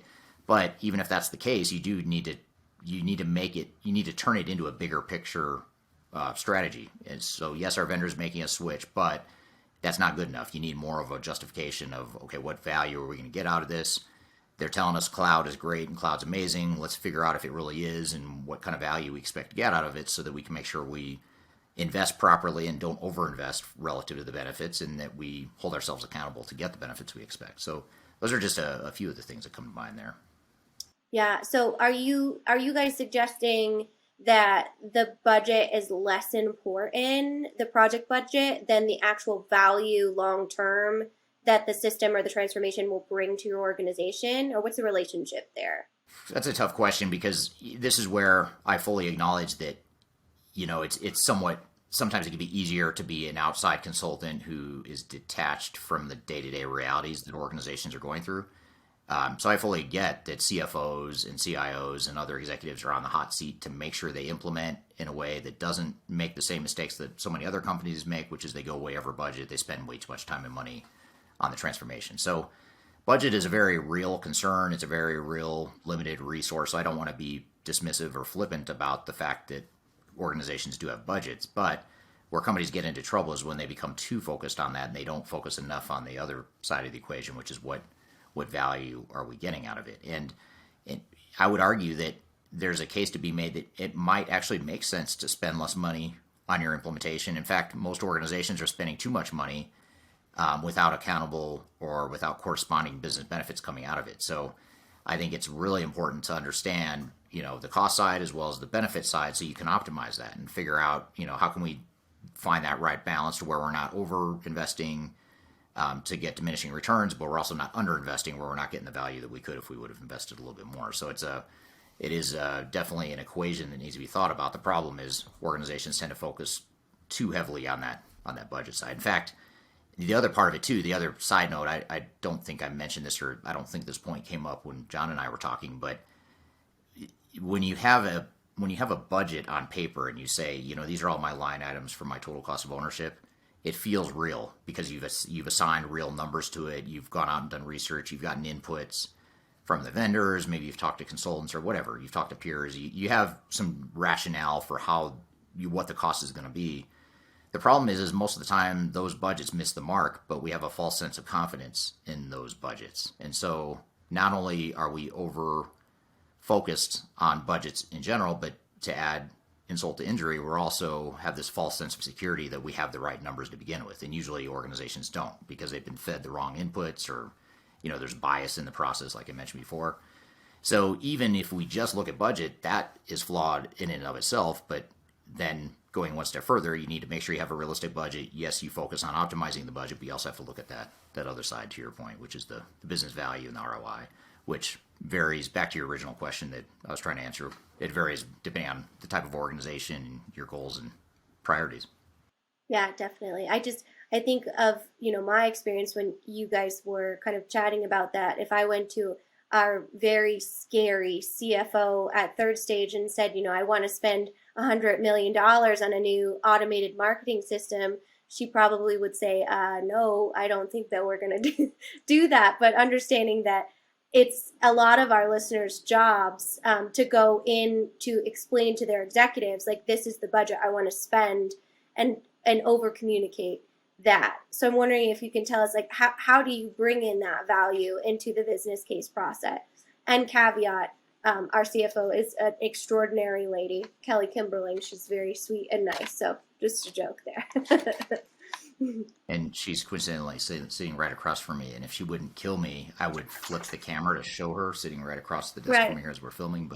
But she would, in fact, very impressive lady. But still, it would be my job as that project leader to explain the business value and what that looks like. And I can assume, and correct me if I'm wrong, that can be hard to quantify or explain in a business case. Yeah, it can be. The whole thing's hard to explain, honestly. I mean, it's even the cost side, or even the more predictable parts of the project, like the software licensees or the software subscriptions, depending on if you're on-prem or in the cloud. That's the most predictable part, but even that's hard to predict because you have escalators that kick in that's hidden in the contract. A lot of times you don't have the right assumptions as far as how many licensees you're buying or how many users can access the system. So companies end up actually struggling with even the most basic, easiest part of the business case, which is the software piece of it. And then you get into the stuff like implementation costs and data migration, change management, any sort of outside consultants, all that stuff, and it gets even more complex and less likely to be accurate. And then you get to benefits, and that's even more fuzzy and harder to predict because those are in the future. And so really the whole time, you have to do a couple things. One is to be very structured and disciplined in how you do it. You want to be realistic. You don't want to be biased. It's easy to go out and find all this vendor collateral on how the average company is going to save, 30% of their SG&A costs because they implement a new solution. Well, chances are, A, that's probably overstated, and B, it's probably not applicable to you because that's an average. So you've got to figure out what is that metric for you, and really dive into your operations and your specific situation and really unpack, where could we be saving time and money if we had the technology to enable it. And like I said, every organization should come up with a totally different business case, and that 30% SG&A savings that should vary. I mean, that number, that metric should be different for every company that goes through that exercise. So those are some of the things to think about. It's easier said than done, but it is a very complex thing. But I think if you remove the bias, you add some structure and objectivity to the process, that alone can have a huge impact on how accurate your business case is. Yeah, no, that's a great point. And something else John said that was so interesting, was that overall management of expectations, or his kind of metaphor of that parents or that coach on the sideline that told you, you can achieve whatever you want. And then really when you go to that vendor and have that conversation and the vendor's like, oh yeah, for sure, we can do that. And not having someone like yourself or John in the room saying like, whoa, let's get a little bit grounded. So for some of our listeners that might be, in that situation where they're trying to navigate, this is what my goals are. One, are they achievable? And two, where are the sources of information that I can go that are going to be kind of independent and factual as opposed to a salesperson or something like that? Yeah. Well, that's part of why clients hire us at Third Stage, is because we are independent and we do this all the time, and we help clients not only define those upfront business cases, but also we help them measure and achieve benefits after the fact. So we have that sort of full cycle that we can loop back to or, learn from. That's one option, is you hire an independent third party like Third Stage that knows what they're doing and has done this before. We use one data source that we use for benchmarks and just getting a handle on what companies are actually realizing and achieving with technology is APQC is an organization that has a lot of good metrics out there, a lot of good knowledge capital that is available to its members. And if you go to apqc.org, you can learn more about them. And I think they even publish some stuff for free, and then other stuff you have to be a member of. But what I like about APQC, and we're actually members of, and we license their content, and we bake their content into our consulting. But one of the things I like about them is they're not vendor commissioned studies. Like when you go to Gartner, when you look at a Gartner Magic Quadrant, someone paid for that, and that person that paid for it probably did pretty well in that quadrant. They're probably in the upper right corner, and their whole point of commissioning that quadrant was to show that they're in the upper right corner, and they can now point to that and say, look, Gartner says we're in the upper right quadrant. Well, what they don't tell you is that they paid for that study for Gartner to tell you that they're in the upper right quadrant.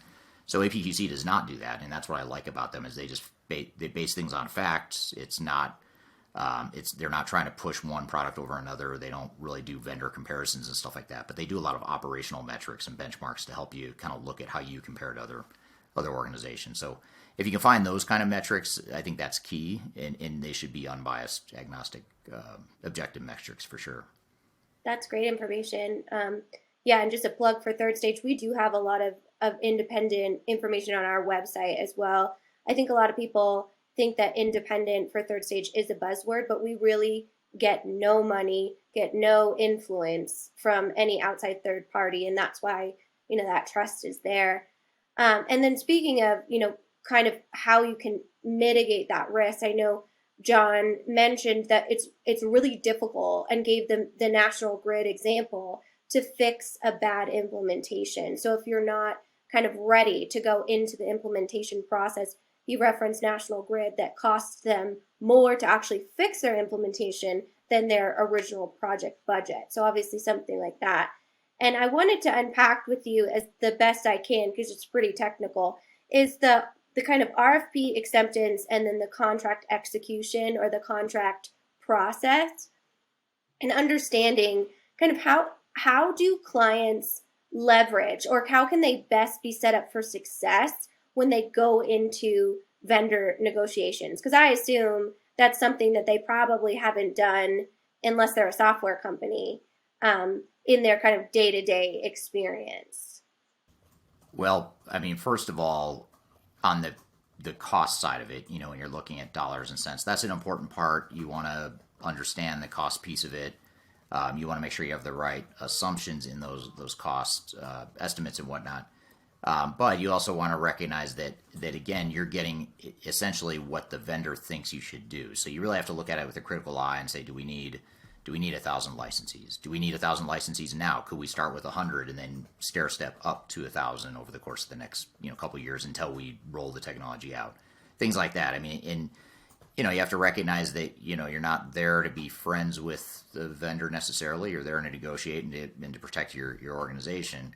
And what the vendor thinks or what peers may think isn't necessarily what's relevant for you. So you have to do what's right for your business.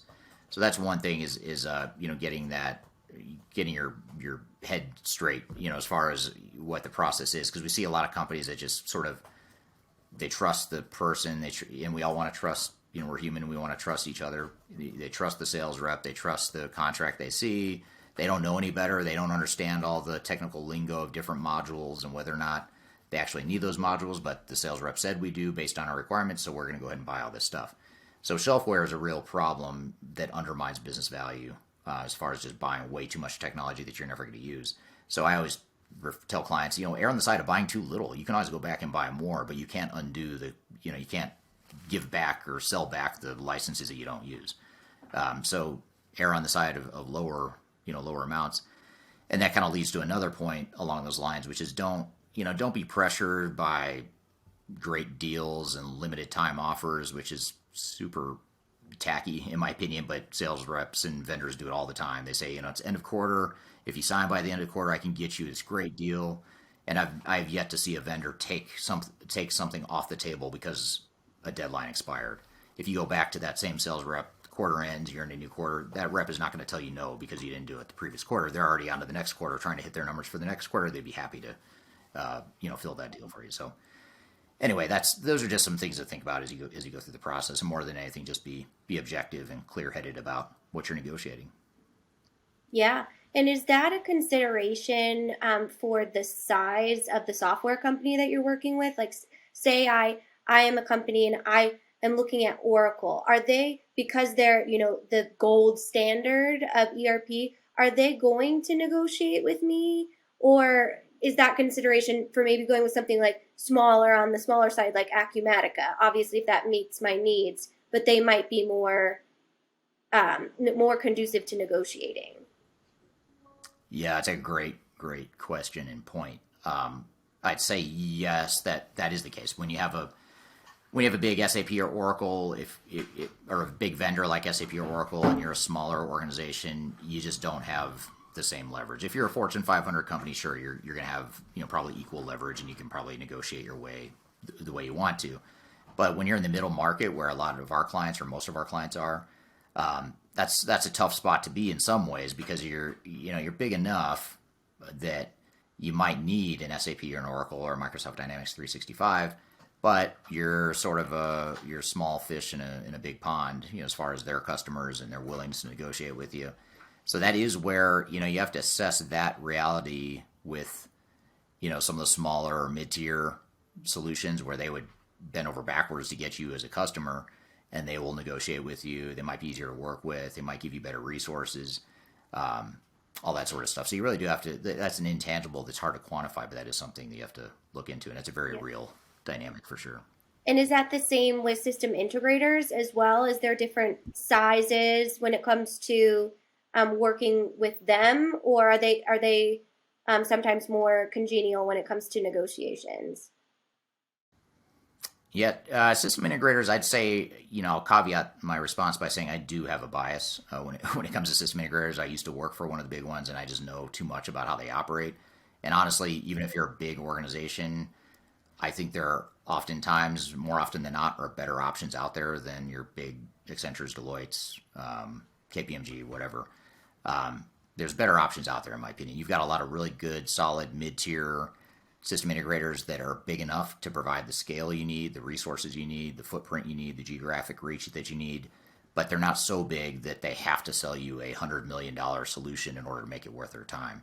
And you can get, I think, in my opinion, again, you can get a lot more value out of those mid-tier system integrators, partly for that reason, but also because a lot of times, the really talented senior people don't last long at those big consulting firms. Those big consulting firms will hire a lot of kids out of college.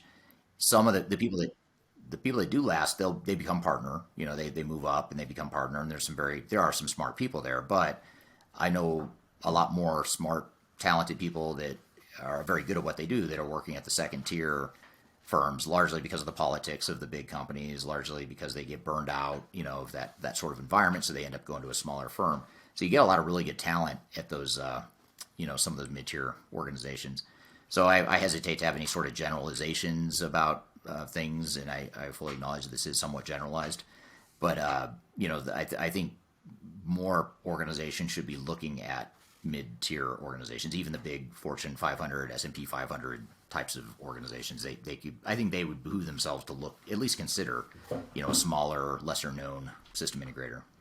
Yeah, well, that's great information. I know you have a ton of content on that. So if any of our listeners want some follow-up, you can head over to Eric's YouTube channel, which has a bunch of information on, working with a system integrator. I think also from an untrained eye or ear, such as myself, some other piece of content I would highly recommend to our audience is our Digital Stratosphere with Marcus Harris from Taft Law, which was from our Digital Stratosphere earlier this year. So he goes into a lot more on the legal side of contract negotiations. And so if you're kind of interested in that, go check that out. I did want to just touch on one more point that I found really interesting, which is kind of the combination of utilizing different systems. So I know John gave that example of Obamacare and the state of Oregon, and they kind of overdosed on Oracle, if you will, and put it within their entire, you like that, organization. And I wondered if you could take us through how do you go about kind of matching technologies with one of each other? Do you need to make sure they kind of integrate, and how do you make sure that data stays clean when it's passing through different systems? Yeah, I think first it helps to clarify what different systems means, because a lot of times people think that, well, if I'm buying all my technology from Oracle, it's the same system, or if I'm buying from SAP, it's the same system. But more often than organizations realize, you still have to do some pretty complex integration. And quite frankly, a lot of times it's the same level of effort to integrate two modules or two systems owned by the same vendor than it is to implement two different vendor systems. So especially in today's day and age, where a lot of the big ERP vendors are going out and buying other systems to sort of bolt onto their core offering, like SAP's going out and bought Concur and Ariba, SuccessFactors. Those are largely third-party systems. They just happen to be owned by SAP now. So the benefit of having, in that case, in that example, the benefit of having an SAP suite of products across the board is overstated. I mean, you'd be just as good going with another vendor in many cases. So I think that's the first thing, is to recognize what you mean by different systems. But beyond that, I think even if you look at single ERP systems, and even if you could find an ERP system that does most of what you want it to do across your entire enterprise, you still have to worry about integrating modules and stuff like that, different modules within the system. So I think a lot of it is understanding the technical backbone of the platform, and making sure that you have the internal competencies, or you at least build the internal competencies to be able to manage that, because you're going to have to own it going forward as an organization. You can have your consultants do the initial build and integration, but you really need to take that ownership longer term, unless you want to keep paying expensive consultants for the long term, which is generally not something I would advise, even though I'm a consultant. So those are just a couple things to keep in mind. Interesting. Well, this was such a great conversation with John. I hope we have him back. There was just so much. Even in listening to it, it went over an hour, and I, was really entertained and learned a lot the entire time. So thanks for taking the time to kind of chat with him, even if he is your frenemy. Yes, he's a good friend of me to have, for sure. He's a good guy, and I have a lot of respect for him, and he's very animated in the way and unfiltered, which I always appreciate. That passionate for sure, which is great in kind of the tech industry, because sometimes it can be a little dry, but he was really fun to kind of get to know. Yeah, absolutely. Well, good. Well, yep, I enjoyed having him too. We'll definitely have him back, and we're going to shift gears a little bit. We're going to take a break. We're going to come back and hear from a few of our consultants on the Third Stage team. We're going to hear from a few people talking about failure, negotiating with vendors, as well as hard truths about digital transformation. So we're going to take a quick break, and we'll be right back with more Transformation Ground Control. I'm all right today. If you you are involved in any sort of digital transformation or business change initiative, you will want to download the 2021 Digital Transformation Report. With its comprehensive overview of business and technology trends and best practices, this report is a must-have guide for any transformation project or executive team. Download this free report by visiting Third Stage Consulting at thirdstage-consulting.com. You can also visit our website to learn more about us or download independent reports, videos, and other best practices. Again, visit thirdstage-consulting.com today to learn how to take your transformation to the third stage of success.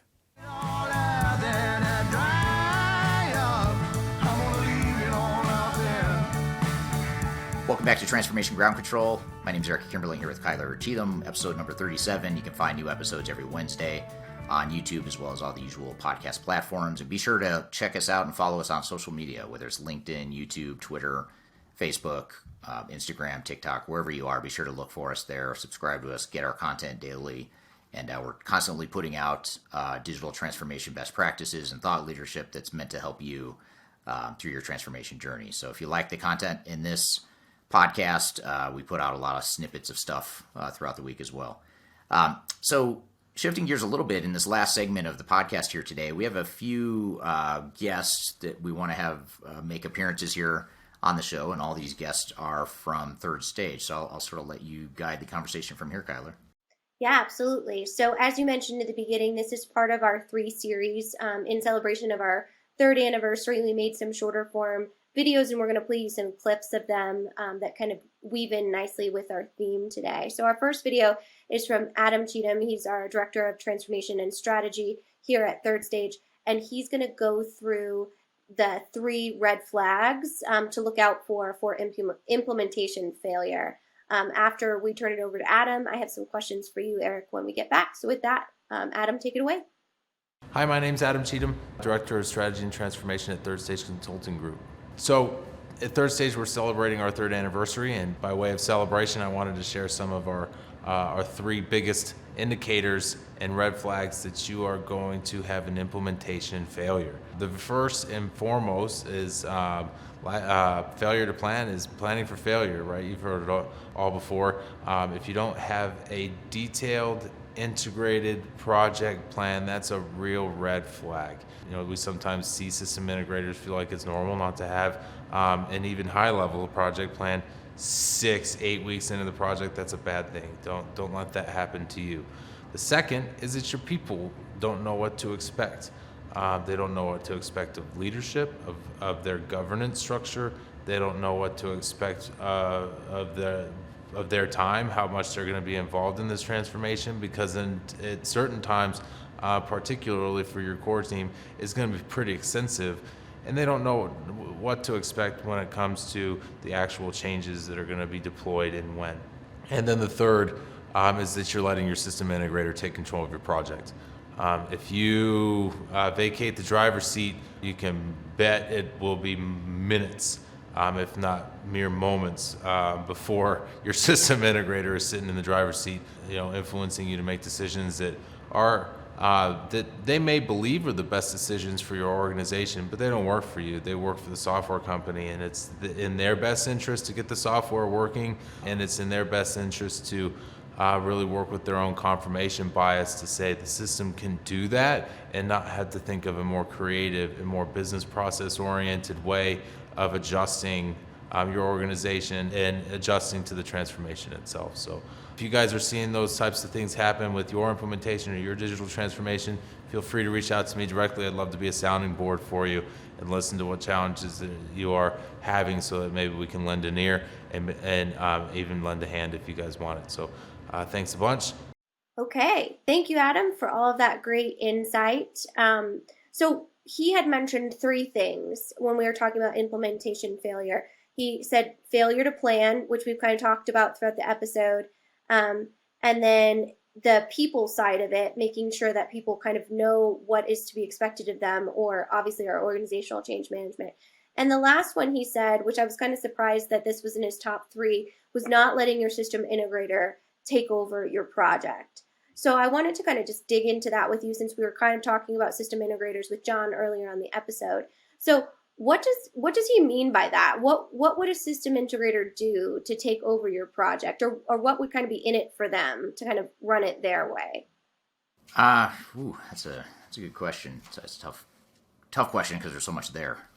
We spent a whole episode on this topic, and I have strong opinions on it. So, like I mentioned before, I used to work at one of the big system integrators, so I understand how they think and operate. And I guess if I were to summarize some of the things to understand, or some of the dynamics to understand, is first of all, the system integrators, especially the large ones, have a lot to gain or lose, to make sure that they have as many resources as possible staffed on your project.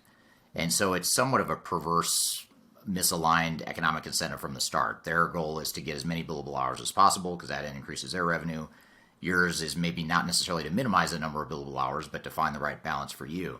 And so right there, you already have a conflict out of the gates. Your goals aren't aligned in that way. Secondly, there's the other second dynamic that's at play is that back to the opening segment when we talked about the competencies or the lack of competencies that most organizations have when it comes to transformations, that leads to a void. It's a knowledge gap that gets filled by the system integrator. So it creates this unhealthy dependency on the system integrator because I don't know any better, so I'm going to defer to these guys and gals to figure it out for me. So they come in and they bring in the army people and they figure it out for you. The problem is you're going to pay a lot of money for it, and more often than not, when they leave, you're still no better off in terms of your internal knowledge and competencies because they did most of the work because of that first perverse economic incentive I mentioned. They're incentivized to do more of the work for you than they probably should. And then the third thing I'd say is this is sort of an intangible that it's a dark secret or dark side of especially the larger system integrators. I don't want to generalize too much. I don't know if this is as true for mid-tier or the smaller system integrators. I don't think it's as true for them. But when you're dealing with one of the really big system integrators, oftentimes they get so caught up in themselves that they forget about you as an organization. And I have stories or memories or examples from growing up in that space where we would have these meetings at the client sites off in a conference room by ourselves, just with our team, not with the client, but just with our team, trying to decide, how is it we're going to message this bad news to the client, and how are we going to protect ourselves when we have to deliver this bad news because we're over budget or there's something wrong with the implementation. And so it turns into this sort of spin machine of like, I'm going to tell you what you want to hear, and I'm not going to get egg on my face, and it becomes very political, if that makes sense. So, and it's not very honest. So, in the interest of self-preservation, these system integrators oftentimes will mislead, for lack of a better word, they'll mislead the clients in terms of what's really happening, and the client oftentimes is in the dark. So those are some of the dynamics at play, first and foremost. So you add up those dynamics, and oftentimes what happens is that the organizations just completely outsource the implementation, because they're busy, they don't have the knowledge, they've got a business to run, they're not the experts, so system integrator is going to come in and take over. So that's sort of the backbone. That's probably more than you wanted to know of what some of those dynamics I find are this play fascinating. It's you should do like, I don't know, like the real system integrators of the U.S. or like some Bravo show, because it's all very like dramatic. It's all very. It seems like there can be a lot of just drama around that relationship, and it might not. You give me a great idea, actually. Sorry to interrupt you, but you give me a really good idea. So you could do like an undercover, like hidden camera. Oh, you get yeah. someone who's on the inside to like get a recording or a video of those sorts of conversations, and then you publish it and you show this is how it.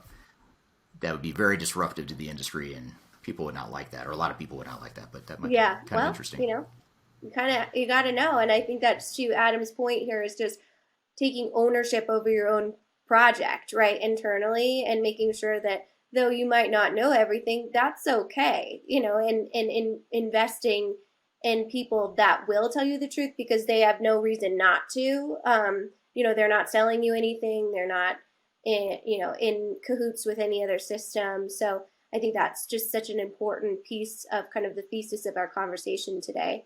But with that, I want to switch gears into going into our next clip, which is from Brian Potts. It's about 7 minutes, so a little longer than our 3-minute series, but such important information when it comes to how to negotiate with your software vendor. So with that, I will turn it over to Brian.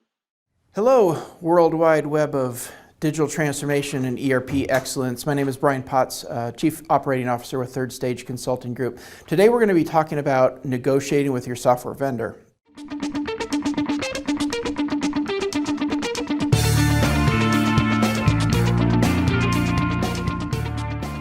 We've done a lot of publishing blogs and videos on general tactics for negotiations, but today we're going to take a step back and talk about what you should do to prepare for negotiating. Before you actually go to your vendor, request quotes, start that process, what do you need to do to make sure that you actually do end up with the best proposal and quote from your software vendor? So the first thing we want to talk about is having an understanding, clarifying what it is that you actually need. And where I'm going with this is, as soon as you receive a quote from a software vendor, you've set a benchmark. And you've actually, in fact, started the negotiations. Either that number comes in way too high, they've given you more than you need, or it's an excessive rate, or they come in too low, in which case haven't provided you everything that you need. Either way, you're starting from a point of disadvantage, because any move you make from that point puts you more in line with what you want rather than negotiating around what you actually need.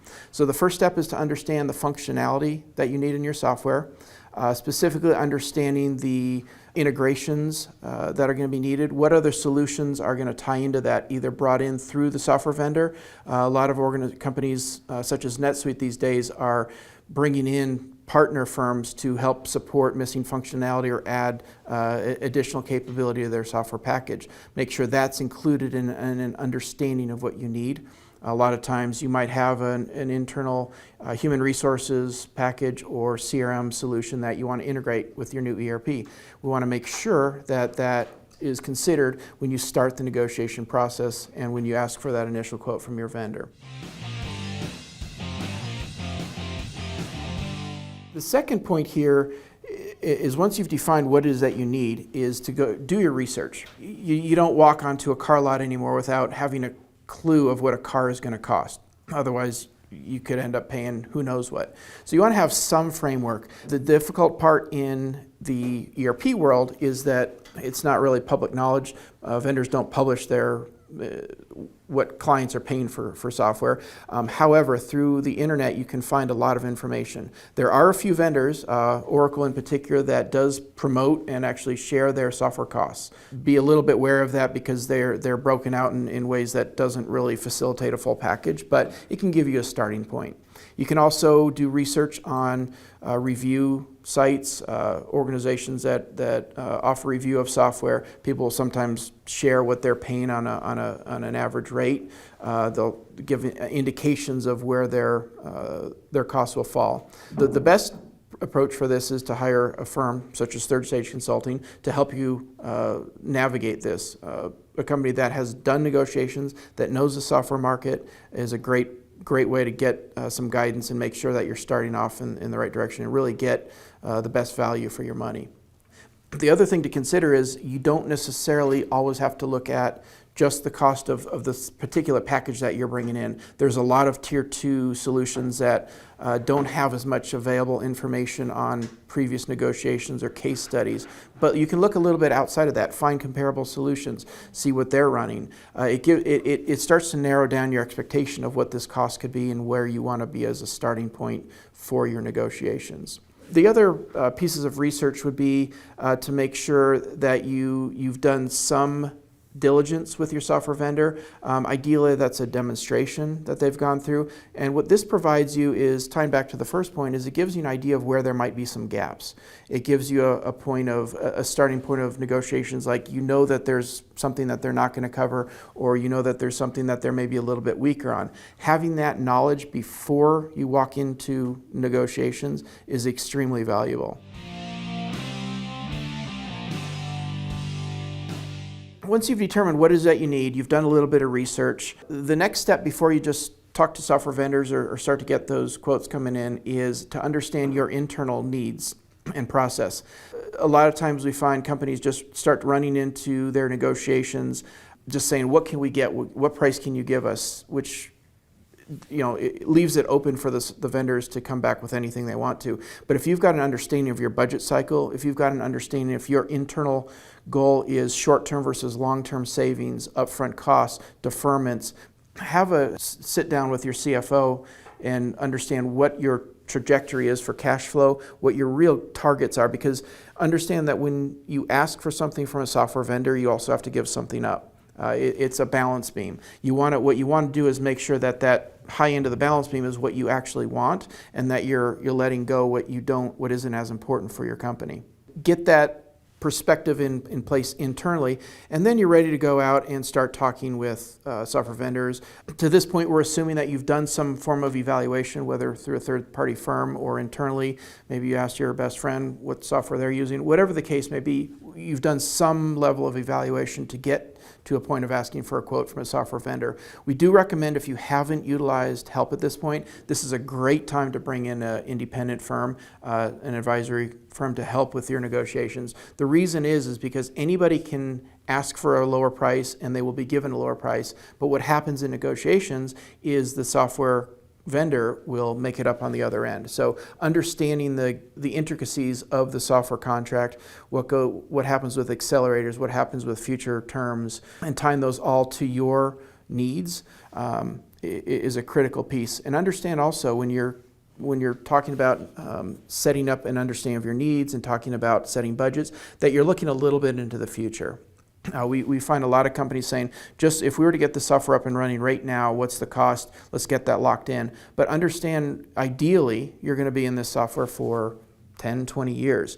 So you want to think a little bit ahead of schedule and make sure that you're negotiating terms that are going to be valuable down the road, not just for the short term.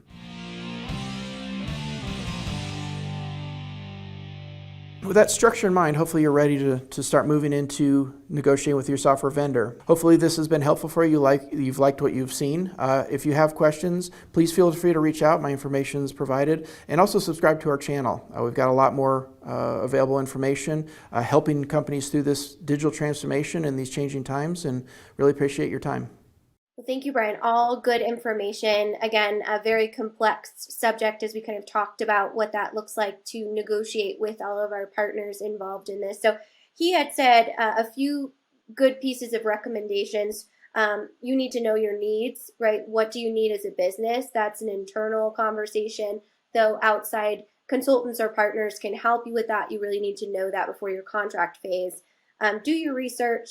And then the last one he touched on, which I had some questions for you on, was understand the internal costs. So looking at, the resources it's going to take, moving around, things like that, looking at reappropriating IT teams or managing data, those types of things. So I wondered if you might kind of give us a top line recommendation of how you go through that process as an organization before going to the vendor and negotiating with them.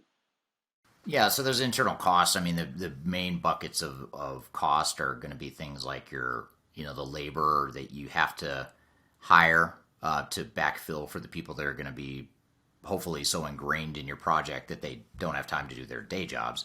So that's an important internal cost.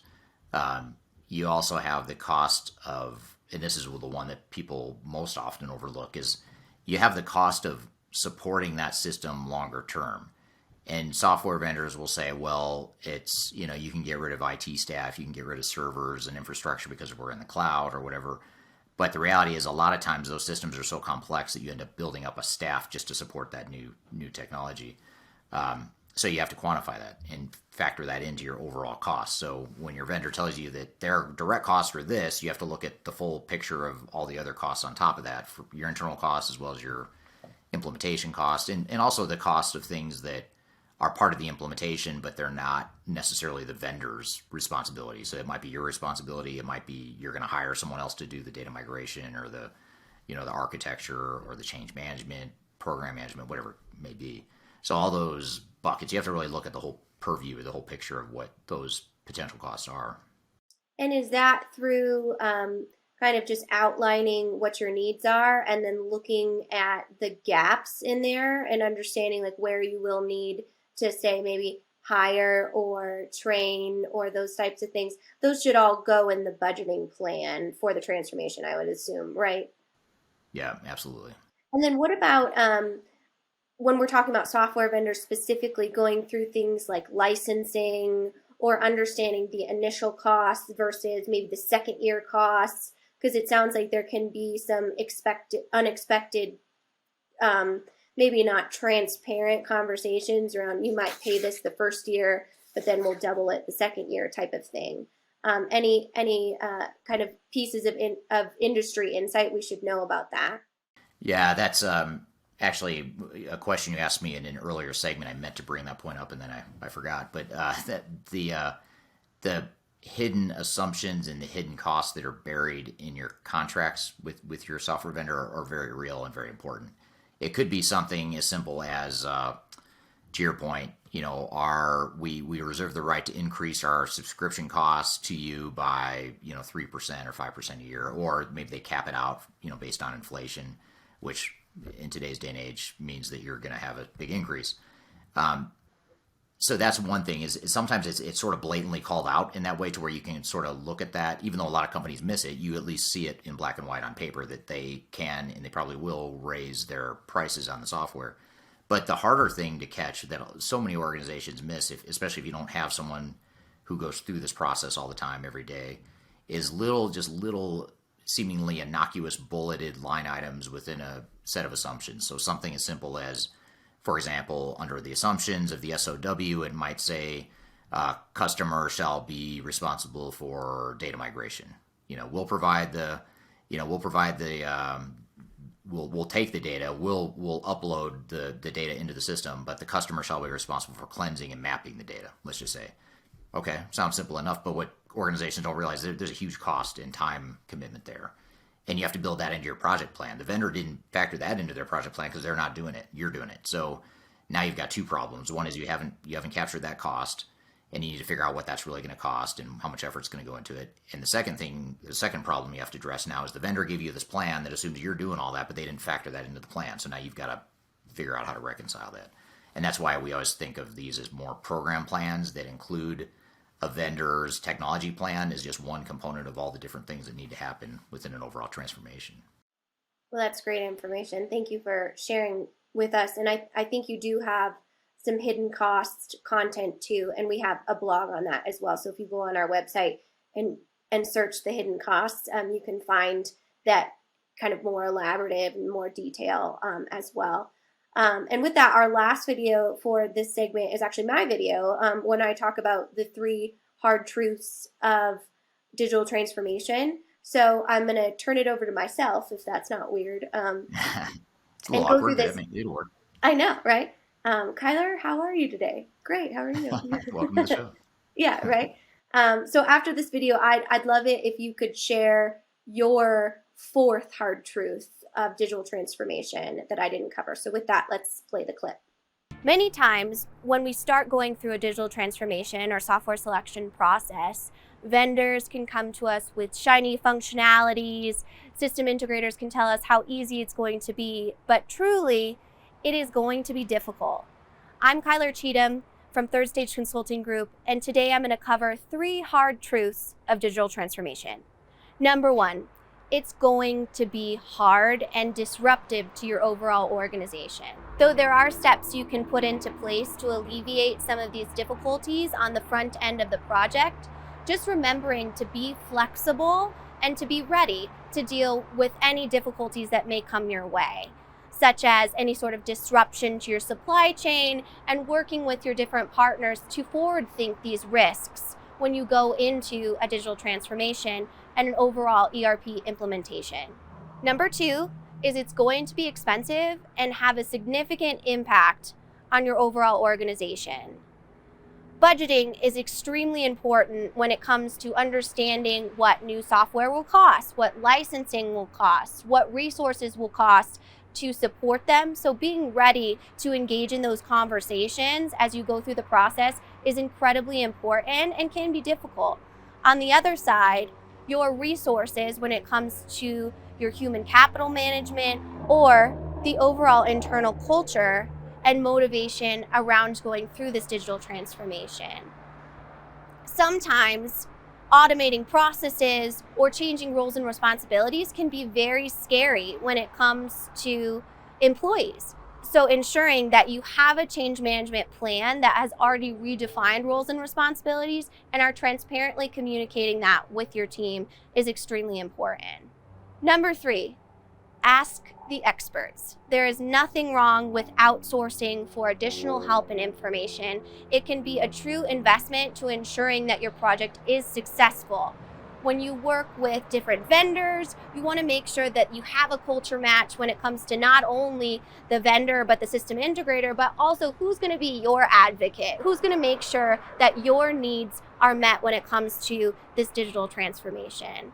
A lot of times we see clients that have internalized this process without reaching out to experts in the ERP field or even in the supply chain management field or whatever transition you're going through, and it has significantly hurt their project. Reaching out to experts is a great way, not only through YouTube videos or through online research, but also just having a conversation via an informal sounding board with a consultant agency is always a great recommendation to ensure that you are accessing all of these great resources. Thank you so much for joining me today. If you have questions about your digital transformation or just want to chat about your project in general, please feel free to reach out to us directly. Our contact information is below. Please subscribe to our YouTube channel for more digital transformation content and check out the blogs on our website as well as our podcasts wherever you get your podcasts. Thank you so much for joining me. We'll talk soon.